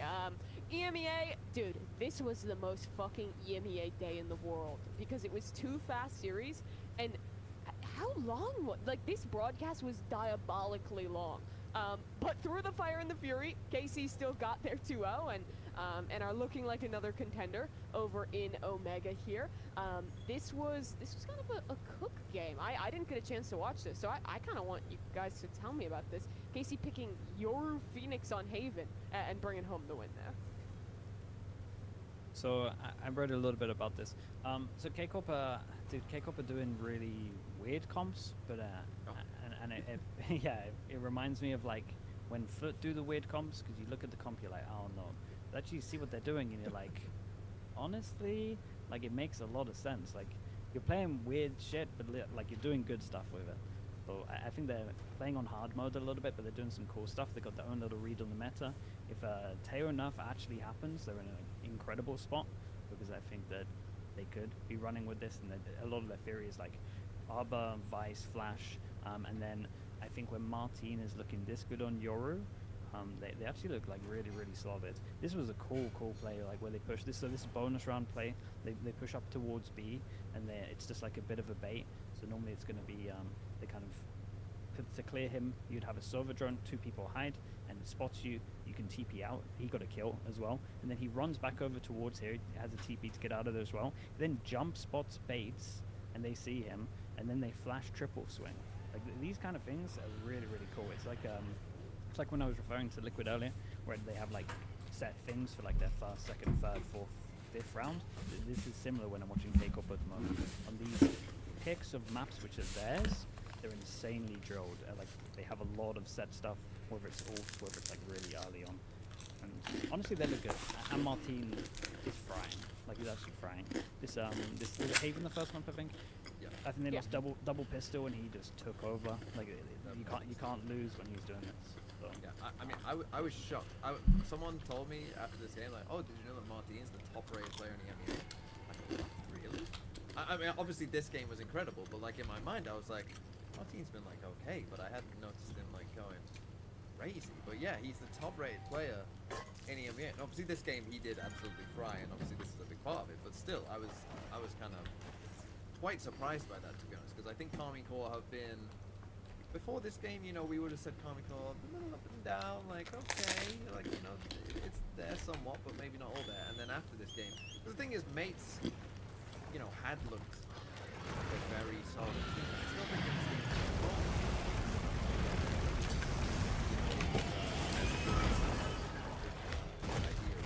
It's just like a very solid team. But yeah,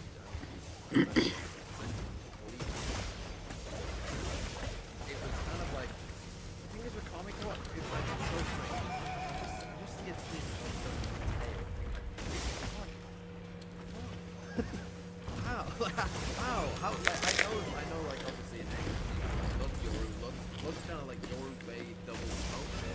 FPX also, the old FPX do that a lot as well. It does, like, make sense, that kind of idea, but it's wild. But, like, like, personally, even though I saw them try in this game, I'm still like, but next week, maybe the plan is to kind of go, I mean, next week we'll be like, oh my god, that fucking stupid, aren't they, playing? I feel like that's how it always is with these Sonic-led teams. games, right? You're like, they're picking they have some crazy read that they're full committed to that is completely off meta, and they keep getting wins. And every week, you're sitting in your fucking armchair like, God, just next week someone is gonna play the meta and expose these frauds, and then they just keep winning. I want to hold the discussion till we do our spread for KC, because I think that'll give me a vibe on how much hope you guys actually have off this game. So let's just hop into the predictions now, and first off, check in with our little Timmies, because our last EMEA match of the week was Team Vitality taking on Team Heretics. And let's see how you did, Timmy. Oh, with 68% of the vote, you were wrong. I mean, looking just like us out there, with full predding for Vitality and ending up losing. Unfortunate there for Timmy, but make sure you check out the community tab for this week's EMEA match of the week. That'll be Carmine Core versus Foot. Do better this time. Don't lose again, Timmy. Don't do it. So let's go. Our first prediction here. This should be a guarantee. This should be Vitality making we don't playoffs. have paper thin here. It should be Vitality making plays. Well, let's see if there's any dissenters, because they're playing Apex, the winless team in their group. And it's a guarantee. No one going off the rails, and I'm not gonna lie, I considered it. I thought for a good while about it, because Vitality's in a bit of a slump. I mean, Apex has been looking a bit better, and it is the funniest outcome. It is very possible. I mean, that's true. Yeah. I think just on an individual level, in my head, I'm just like, it can't happen. Yeah. That's where I'm at. Like, I did have to second think it. Like I did for sure, because again, I think that Apex have like a couple of maps that they're pretty good on, and honestly, they probably will win a map. But when I look at the individuals, I'm just like, surely not. Surely Vitality will be fine. Sorry, can you pull up the 9 stages of grief, Kurt, really quick? Which one are we in right now? It's 5, isn't it? You've added 4 stages. Yeah. What, just for Vitality, you've added 4 whole There's stages? 4 extra ones, but I'm pretty sure the first one is Denial. Dirk is not frying. And I think that's where we are right now. Ahead of this upset. Sorry, continue. There is 9. What? There's 9? There's What? 9. I'm getting gaslit. We're in shock/denial. This can't be happening. Next week's When did they blackjack add disorder? I just can't. Disorder. When did they add that? I don't remember half of these. Yeah, I don't remember that. Yeah. Dude, they're adding more grief every day. Who the hell is Second Wind? Anyway. Go ahead, Slee. Wow. If they do lose this, it's imploding. It's imploding. Yeah. So let's hope it happens. For God's sake. All right. Well, we have a nice screenshot banked for the grief counseling next week. Let's hop over to another game that I think should be a guarantee. Team Liquid. They're going to be playing up against Movistar Koi. And it's another snap of the camera. Team Liquid winning it. We spent a long time glazing them. Koi has not been looking hot. Anything to say on this match, guys? I hope that Koi put up a bit of a better fight. It looks rough over there. Like, it looks really rough. There was like a flyer tweet where he was just kind of talking about how rough it is. Yeah, it's been 3 months since they've won a map as a team. Just, especially for him as well, just like moving over to another country to try and prove it as well. It's like the least ideal thing possible. But dude, Liquid just looked too good for this one, so I can't really see it going any other way. Yeah, this tweet is rough. He's saying, never have I been at such a low point in my life. All I've wanted to do from day one since joining Koi was to have success and win, not only for myself and my team. I'm not going to read it all the way through, but he's just talking about the disappointing results, how he's kind of disappointed, apologizing to the fans, all this stuff, and just wanting to be better. And yeah, that feels bad. He's a pretty young guy, moved across the ocean all the way to Berlin to take this. Oh my! Yeah, that's rough. He's pushing the boulder up. That is a tough profile picture to put on for him. What is the boulder's guy name? I forgot the boulder guy's name. I'm having a really stupid moment. Sisyphus, thank you. Yeah. I don't know why I forgot that, but yeah, for the audio listeners, he has a PFP of like a scraggly drawn Sisyphus pushing the boulder up the hill. But yeah, hope the best for them. Unfortunately, I think Team Liquid's gonna crush them in this game. They are the Boulder in this game. I was gonna say you're gonna do a Boulder reference. They are the Boulder, and this is a Fraudian game for Koi. Let's hop over to the next one. This one might be a little bit more interesting. Mates, they're gonna be playing against BBL. Ooh. This is a close one. Okay. And it's 2-2. Myself and Chobra have gone for BBL. Mates are the Brits. Chobra, want to give the pitch for BBL? I mean, I think BBL, you know, is a little bit of consistency lacking here and there, but it just does seem like they are not dramatically, but consistently improving, like, you know, little step by step. I think, you know, everything's really starting to come together with them with Magnum now, you know, playing here for stage 1, settling in. Yampi's calling. I think I continue to be impressed, right? Not that it's really changed dramatically from kickoff. It was already pretty good in kickoff, but I think that's pretty good. Levin, like that's the part where I'm like, all right, Levin and Prophet, like there are times when, you know, one person's good, one person's kind of down, etc. Like there's some of that, and that starts to seep into the teamwork slightly deviating. But it does seem like week by week they're like slowly fixing it round to round. So I just think that they should be solid enough. At which point I think baseline I would have rated them higher, just like on paper to begin with. So I'm just leaning on that side. Yeah, I think this is a close one. I think this is relatively hard to call. The only thing that like really swayed me is I'm still pretty unsure about the BBL map pool. I feel like no matter what they're going to be losing a map here, I can see a world where Icebox is fast picked for Gentlemates, and then they're 1-0 up. So that's basically where I'm at. I just kind of looked at that thinking that should be a sure shot for Mates, really. But again, I think like if we actually just look at gameplay, this should be very, very close. Yeah. I had pretty much similar thoughts to what Chobra brought up. My one other thing is like, I'm in my era of trying not to like overreact to like the last game I saw of a team and trying to go back in time. If someone had told me like in terms of overall form at the start of stage 1 who's gonna win this game, I would have said BBL over Mates, and like that plus the other arguments were like just enough to push me a little bit over. But should be a pretty good match here. I'm trying to remember what the implications will be. It's over in Group Omega, so this one is going to be pretty big for Mates. They still have some glimmer of a chance, technically, to make playoffs. If they were to beat BBL, beat Koi, they could still kind of sneak on in there. So this is a pretty big game for the Mates. So looking forward to watching that one. Let's talk about one that should be back into guarantee territory, though. GX, they're going to be facing off against a undefeated Fnatic, and smile for the camera. Oh boy. This feels like a pretty damn easy guarantee. GX has been looking real rough, and Fnatic has been on a heater. Yeah, there's not too much to say. Yeah. There's like I'm trying to think of like something where EG got 30 node in, was it 2023, and then so Giants are gonna win champs. Is that what you're saying? I'm not saying that. I'm saying they might be able to win a map here. Can they mathematically even make playoffs in this group anymore? I don't think they can. I don't think so.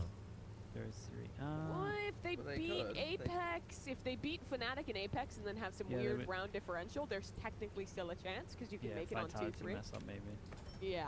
Yeah, but I mean, like as I said, like this is the vibe, like chasm game. You know, Fnatic's vibes are in the fucking ceiling, and Giants' vibes are gonna be in the floor. And already Fnatic are probably they are a better team than Giants anyway. Add on that, and yeah, this might be the best I feel about any guarantee that we're gonna give, to be honest. Oh, it's always so good when someone says that. It's never gone wrong when someone said that. No. This one won't. If Giants beat Fnatic, if we got the community prediction on this, how much do you think would pick Fnatic? 95. Nah, it'd be like 85. I think it would be higher than 95. No, I think it'd be higher than 95. Yeah, I really do. Because my there's thought always is like any 3% of the, that are just like, or a bot maybe would actually. Yeah, any real like thinkers, anyone who's like, I watch every plat chat, I watch every VCT game, they're all gonna go for Fnatic. All of the Timmies are gonna be like, who the fuck is Giant X? And they're gonna vote for Fnatic. And then there's gonna be like the 3% funny guy paper airplane throwers who vote for GX, and that's it. It's gotta be like 95, 94, something like that. It's absolutely brutal. I mean, this is a guarantee of all guarantees. If there's an upset here, it would be absolutely crazy. A game that should be closer though is our EMEA match of the week. We were mentioning it earlier, but it's KC against Foot. Foot coming off a big loss. KC coming off some wins to look better in EMEA. Oh. Dude, it's guaranteed match of the week. Match of the week, guys. It's guaranteed. Everyone smile. There it is. Camera. He doesn't know how it works. Had some extra film to run. I'm just looking real at. eager. All my buttons are just hieroglyphics now. I don't know what happened. All right, I'll press the button. There it is. AC versus Foot. Oh no! Oh no! It was a Jesus teaser. Christ! Jesus Christ! We have voted a blackjack guarantee for Foot, and I don't want to change my bet. I think Foot's gonna win, but I don't think it's a guarantee. No, I'm not going to change mine either. I don't want to back a harbor. Can you convince someone to? Can you do some snakery and get someone to change? So we need you now more than ever. I think the person to change is Chobra. Chobra? Yeah, What? Chobra. Fucking hell. Change. What? I don't trust in the harbor either, and I think they're leaning into double flashes, which I think runs out of steam pretty quick once you've seen it, and it's like based on fighting well, like you're setting up your fights better more than like really deep. I mean, like some certain maps they're still playing double controller, things like that. But I think that's where Foot shines. Like that's where they can adapt really well. Yeah, well, we've got no hope. Chobra's over. He's locked in. Chobra's He's set. locked in. Yeah. Team B's too stubborn, so. I just like we said though, our foot stocks stayed neutral, which that is the argument for Casey, that your foot stocks shouldn't have stayed neutral. Sure.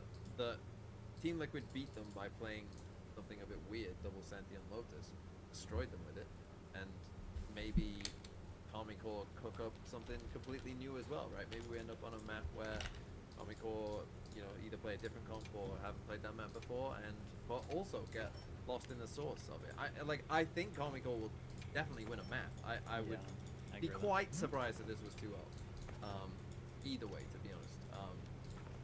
But yeah, I like it's like you said even with your prediction style. It's like Foot in my heart and mind are a better team overall than Army Corps. And so I just until we see more. Yeah. But I think we can agree though.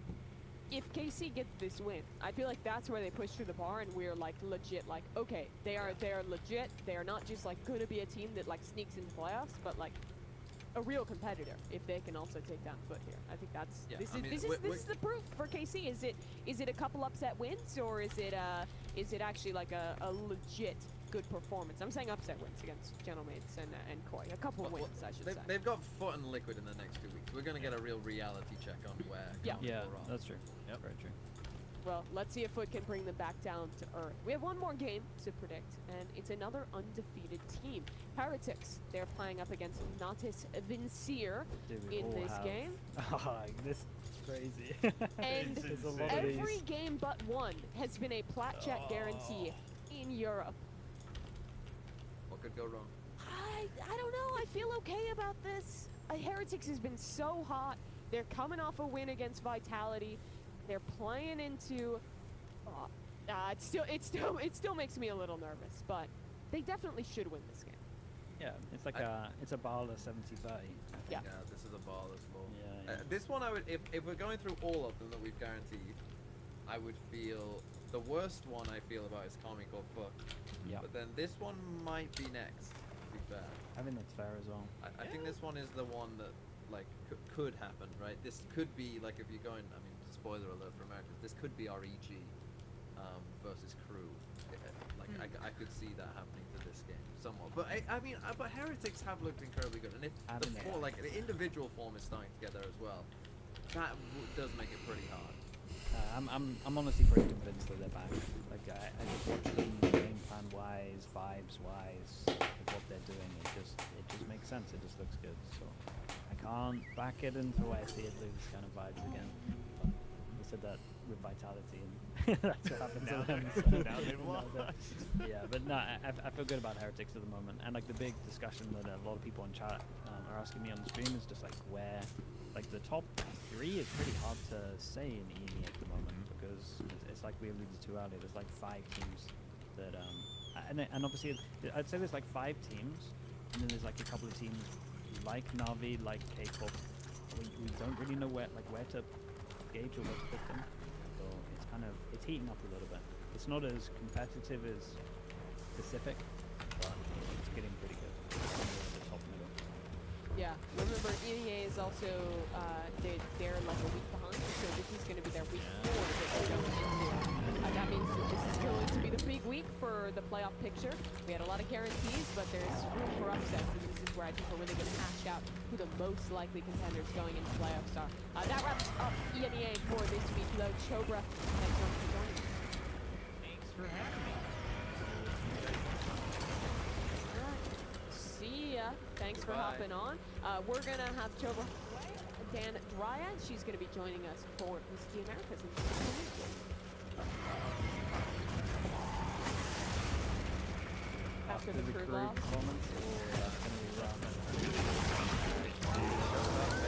See you, dude. Thanks for coming on. Thank you. Can we go ahead and just bring the crew game up to just be our first person on there? I think we're Yeah, gonna sure. want to talk about it. Yeah, we can start with I'm just fetching Dan real quick. And putting on some more bangers. Yes. Oh, Dan's already here. If you guys are ready, we can just... Oh, wait, I have to switch her so I can hear.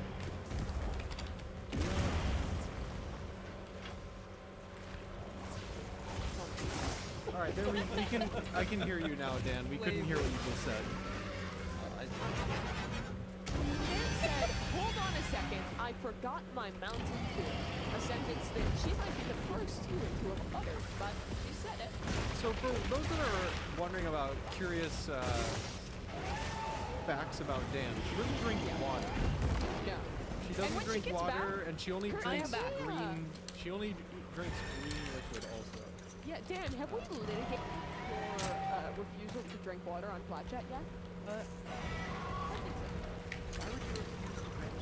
So you do, can you explain to the viewers at home why you don't drink water? I just don't like it. It's just not good. There's no point. If you want to have a liquid, you can have anything that has a flavor. There's no point. You want to try not drinking any liquid at all? You can have anything that has a flavor instead of something that doesn't have it. And imagine you're having a nice meal. Why would you drink water? You want to like mix it up with something. No, I want ice water because it complements the meal. It makes it for palate, it helps wash it down. That's another thing. I don't like ice. If I get a drink, no ice. So you're drinking lukewarm Mountain Dew all day, every day. Yes. Let's say you were to go to the gym or go for a run. What would you drink afterwards? Well, I don't do any of those, so... Sounds like a really healthy lifestyle that we're living here. Maybe one of those like you put in the water and then you get the flavor. The like I don't know. I know you're talking the little flavor pods. Yes. But they're also bad. Yeah, do you like the way just flavored water? Like no. Do you like I only drink sparkling water? Say No, like no, that's even worse. Oh no. Sparkling water is gross. No, Yeah, sparkling water is like straight up fucked up. Like, no, what are you that's one doing? of the one of the few great things Germany has done is have sparkling water available everywhere. Like holy Flavored shit, sparkling so water is okay. Unflavored sparkling water is like... Unflavored Like you've sparkling just water taken is something so fucking basic, simple, and nice, and added a little texture to it, a little joy to it. and decided let's make it.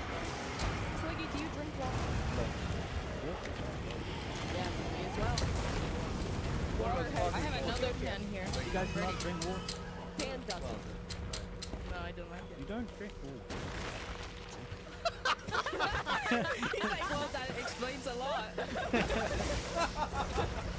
Alright, well Dan, you didn't have any water to quench yourself after the horrors of this week. Let's get into it, and I think start with the elephant in the room. Because Crew, they got fucking shellacked by ET in, I think, the worst game I have seen from Crew in quite some time. This one was the shocker of Americas. And Dan, I wanna give you the floor for a second. What the hell happened? I don't understand. I was watching that game thinking, well, I think PG, this this could be a game that it could be close. They have a chance, but realistically, it was a very clear crew win, and it was completely. It was just really bad. Kesnet had a terrible start, and before that, I was hyping him up so much because he was playing the Euros, and people were kind of questioning how the Euro has been looking for Kesnet. I think he's been looking pretty good, but he was what 6 right at the beginning. Really bad start for everybody. I think Mazine was trying to step it up, like doing a couple things here and there, but it was a lot of individual things that did not look like them at all, and it was that frustration. I saw this, guys, and I need to figure out what the hell is going on. So I went to talk to them yesterday. They were crashing out. They were like, we don't know what just happened. Like everything was going wrong. It was a bad day. They say that it had this little warm up that they do. That's it. But it's in general, they just all put their hands together. They all have to do the death match before the matches end the day before, and that didn't happen. So they were like just bringing out those little things, but it was a really bad match for them. I think it was just one of those that looked like the first match that was happening well, whereas they're not playing their own game. They don't know what they're doing. They're playing like Kesnet is just lurking by himself, trying to get some timing that is never working out for 3 rounds in a row. I don't understand. Dude, the thing that was the craziest about all of this was just like the Angel. They couldn't win. That's what I mean. That's fucking insane. Every single Angel I was watching it, I'm just like, dude, we lose every single Angel. It reminded me of just in Space Jam, you know when the little aliens come down and they steal the basketball like skill? It felt like that. When they just like hold them up, they were like, how did ass analogy. you not see Space Jam though? It's banging. And it's a great movie. Yeah, the aliens steal all their skill, and then like they're on the basketball court, and then it was like that. Where they like holding them up. Just work again, like trying to win for a leg, and just the amount of angels. I'm just like, how is this guy alive still? I have no idea. So yeah, it just looked like a really big off day. TG was shooting, every Superman was crazy.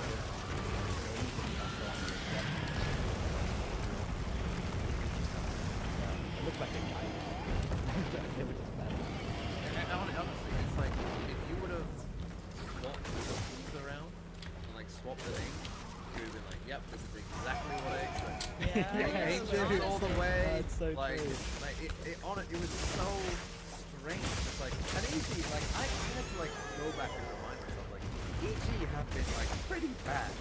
Like on an individual level as well, they had looked pretty rough, and they just woke up this game. And like so, it was honestly insane. There is this, like this happens last year. Remember, like it was always like throughout last year because they would just like drop like some really nice games every so often. But they haven't had one this year. No, but they hadn't this year. Yeah, here we are. Just going great. It was so bizarre. Yeah. Well, there was a lot of I just have one thing to say about Group. Just, if Group 1, Loud, and I think 2G still had a chance in the playoffs. So I'm never gonna say it. Like Brazil thinks that Group was throwing. Guys, they were crashing out yesterday. I saw it with my own eyes. I was hanging out with them. They were only for 2 hours talking about every single round that they were throwing, and they were doing really bad. Like they did not mean it to go that way. Like they're not throwing so Loud doesn't make it. They're not doing it. The one thing that you know for sure, players don't want to lose. Players never want to lose. Especially because they're playing for first seed anyway. It makes no sense. Yes, if they needed to win this game. If they had won this game, they would have literally locked first seed, wouldn't they? Yeah. No, yeah. No, it would go down to the differential if the other teams went 4-1. But now they big compromise. It doesn't make any sense.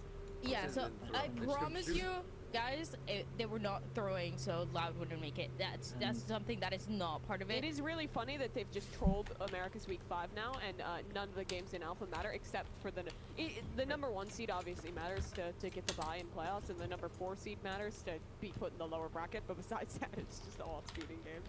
Yeah, I can really agree with that. But no one would do that stuff, especially when champ points mean so much, and it's just not a Yeah, you always want to win as a player. You have an ego. You want to win those matches. You want to win those duels. Okay, bring me back down to earth now. Because EG, they did look great this series, but Superman had the best individual game I've ever seen. Crew looked lost in a way I've never seen. They're playing Loud next week. They are probably going to make playoffs, or actually, in fact, they are making playoffs. Is for the audio listeners, Dan Dryad's cat is just geeking out on the camera right now, walking all the way around the chair, going crazy, and it's really hard to focus on talking while that's happening in front of me. But they're making playoffs. Is this a team that can actually do anything in playoffs? They shoot like that, they can, but I don't know if I can trust that because I've got weeks of evidence of them not doing that. That's and true, then yeah. one game of like, all of a sudden they've woken up. So they've been in prison for like 20 years. They've constantly been like beating up the other inmates, talking back to the guards, and they do one good deed, and now they're asking for parole. And I think it's a question of if we should believe them or not. It's a very good time to peak though. Like if now's the time that they're peaking, it can't get much better than this. But yeah, I agree with what Team B said. Like I can't have confidence in this, especially when I literally am just watching the crew players just miss shots. I'm just like, well, I think that EG definitely looked good, probably the best they've looked. But I think this was a big fuck up from crew for sure, like real off day for sure. I think this was smart the way that they played it because they didn't play that Haven that they've been playing for some time. That where week 1 we were like, oh my god, I see Waylay, he's crazy, he's doing so much with the Waylay, and then it was just like, oh, they're getting countered by Sentinels. So I like that they didn't play it. They're like, it seems like they're trying to do their small little things. Yeah, don't worry about this.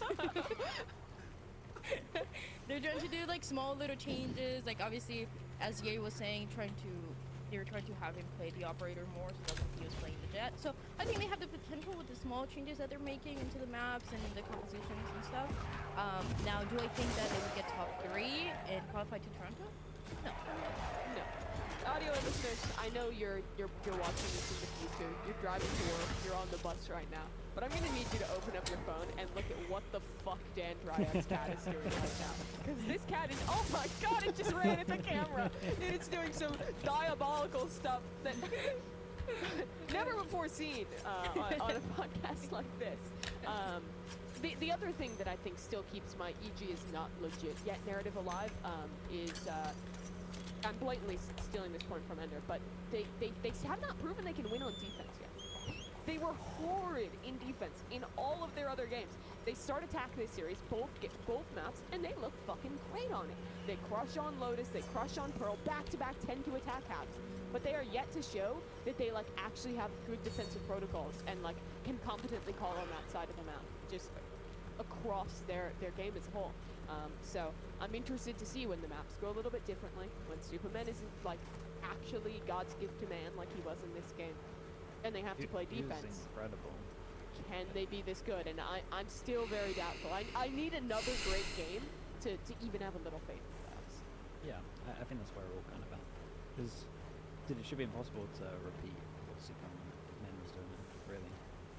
Like yeah, surely EG don't sneak into playoffs and become one of the best teams of all time. Surely, right? It's around the same timeline, right? It is literally the same script. They look like the worst team in Americas for the first 3 weeks. They start to get a couple wins. They sneak into playoffs. Oh, they lose a couple games, or then they sneak into Masters too. And then they're in the finals against Fnatic and Tokyo, and then they win. Like, it is literally the same script. I'm not saying it's going to go down that way, but it is the start of the same story here.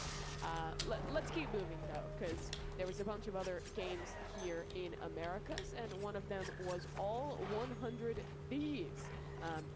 They played against a 2G, who's been looking a little better in their last couple games with their win against Loud, their map win against Crew. But 100 Thieves dealt with them pretty handily. They played in overtime here on Ascent, and then closed this out fairly nicely on Ascent. And I think the question now is, in our alpha group, there are 3 teams sitting at 3-1. 100 Thieves, Sentinels, VZ Crew. And the answer that we're going to find in week 5 is who's going to get the 1 seed, who's going to be the best team in the group. And after watching this game and the other stuff we've seen from 100 Thieves, are they in a position to be that best team in Alpha? I mean, they're in a position to be it. I personally, when I first but do you saw expect the them sections, to be? well, when I first saw this, the title that Kurt put for this, I was like, what is Kurt smoking? Like, because I don't know. Like I would have them as underdogs against Crew, even though Crew obviously just fucking got how to play, and Sen already beat them. I think 100 Thieves, like, okay, they beat 2G. You know, 2G showed some fight on map 1, less so on map 2. 100 Thieves, like, they're a good team. I'm not sure. Like, this is the thing about America. It's like, you know, I have questions about every team in Alpha. Every single team. Like, there are, you know, like, I think there's a decent chance that all 3 Toronto teams are those top 3 teams in Omega. I think that is actually fairly likely. Yeah, it's probably where I'm leaning at the moment as well. I do think the Sentinels maybe with how the rate's playing is like most likely.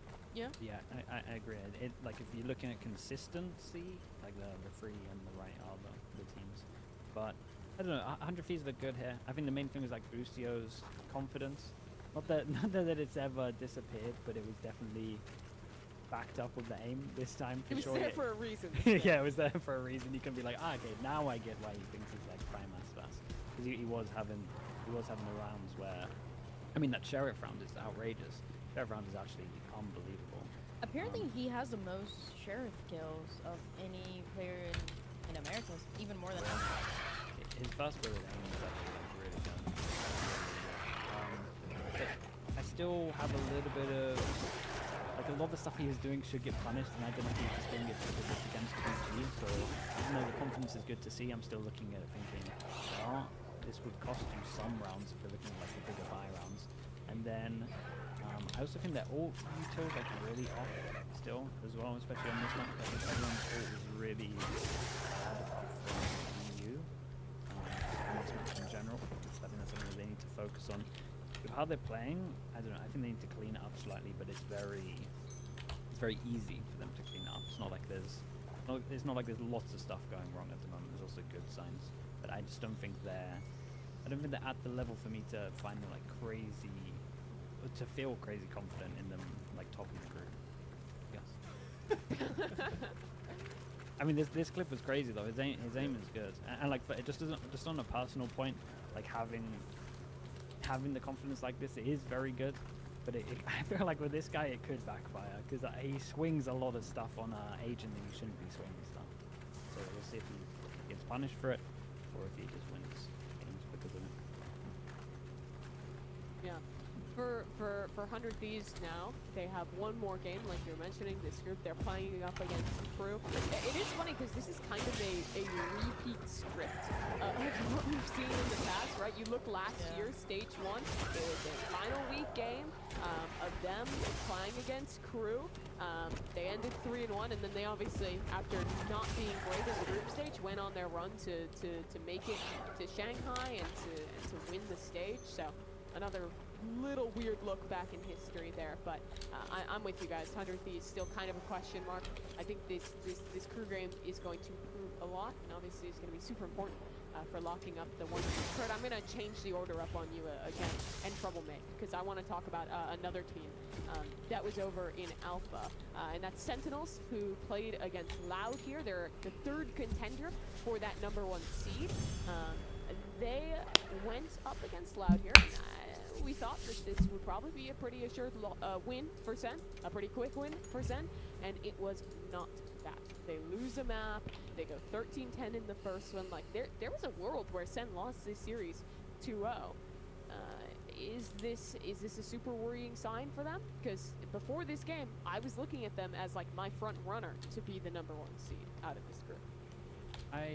I only came away from this thinking positive, and I don't know if it's because I'm really high up on these 5 of Loud, especially with Vinny out and Tui's in. I think that change is huge. I wasn't the biggest fan of how Vinny played the game, shooting, calling, and util. So I do feel You're feel literally like this is, quoting the copy pasta.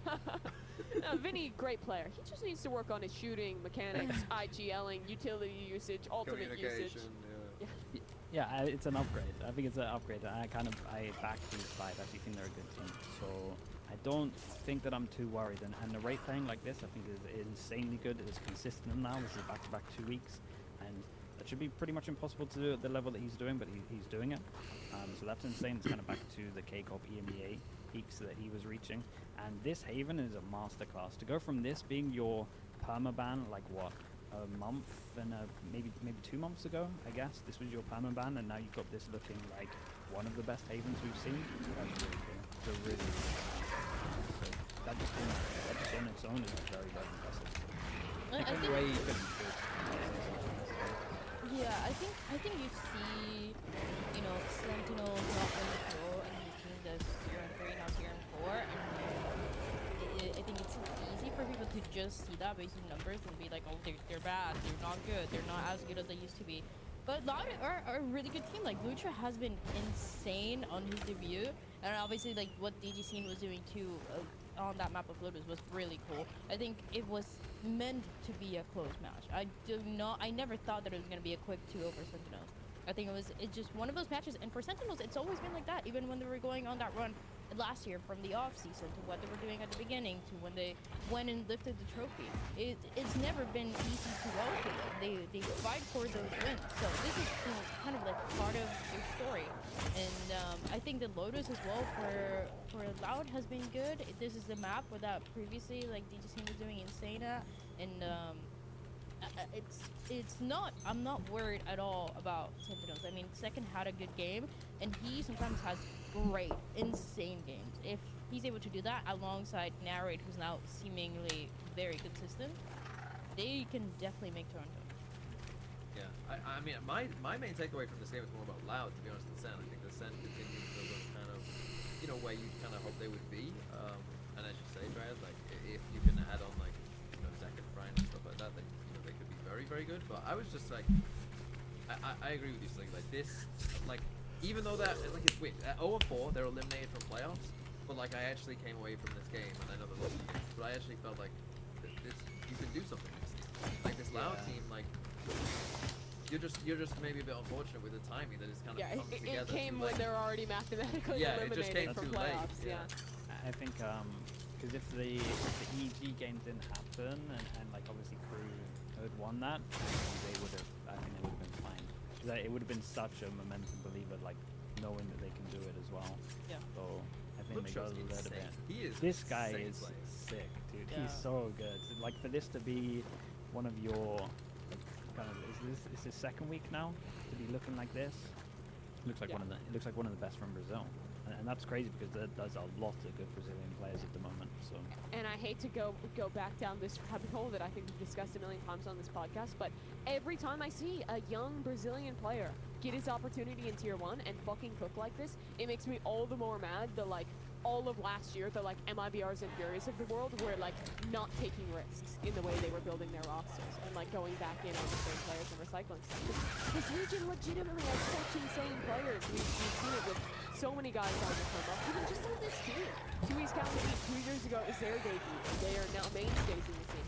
Luxo gets his chance in the middle of the season, and if the cards had fallen differently in this Sen game, 2 more rounds in that first map were won, or if Crew didn't end up getting or losing the game they did to EG, I mean, they could very well be on a path to playoffs with him ahead of it. So I'm happy to see Loud take these risks when they were a team that is losing.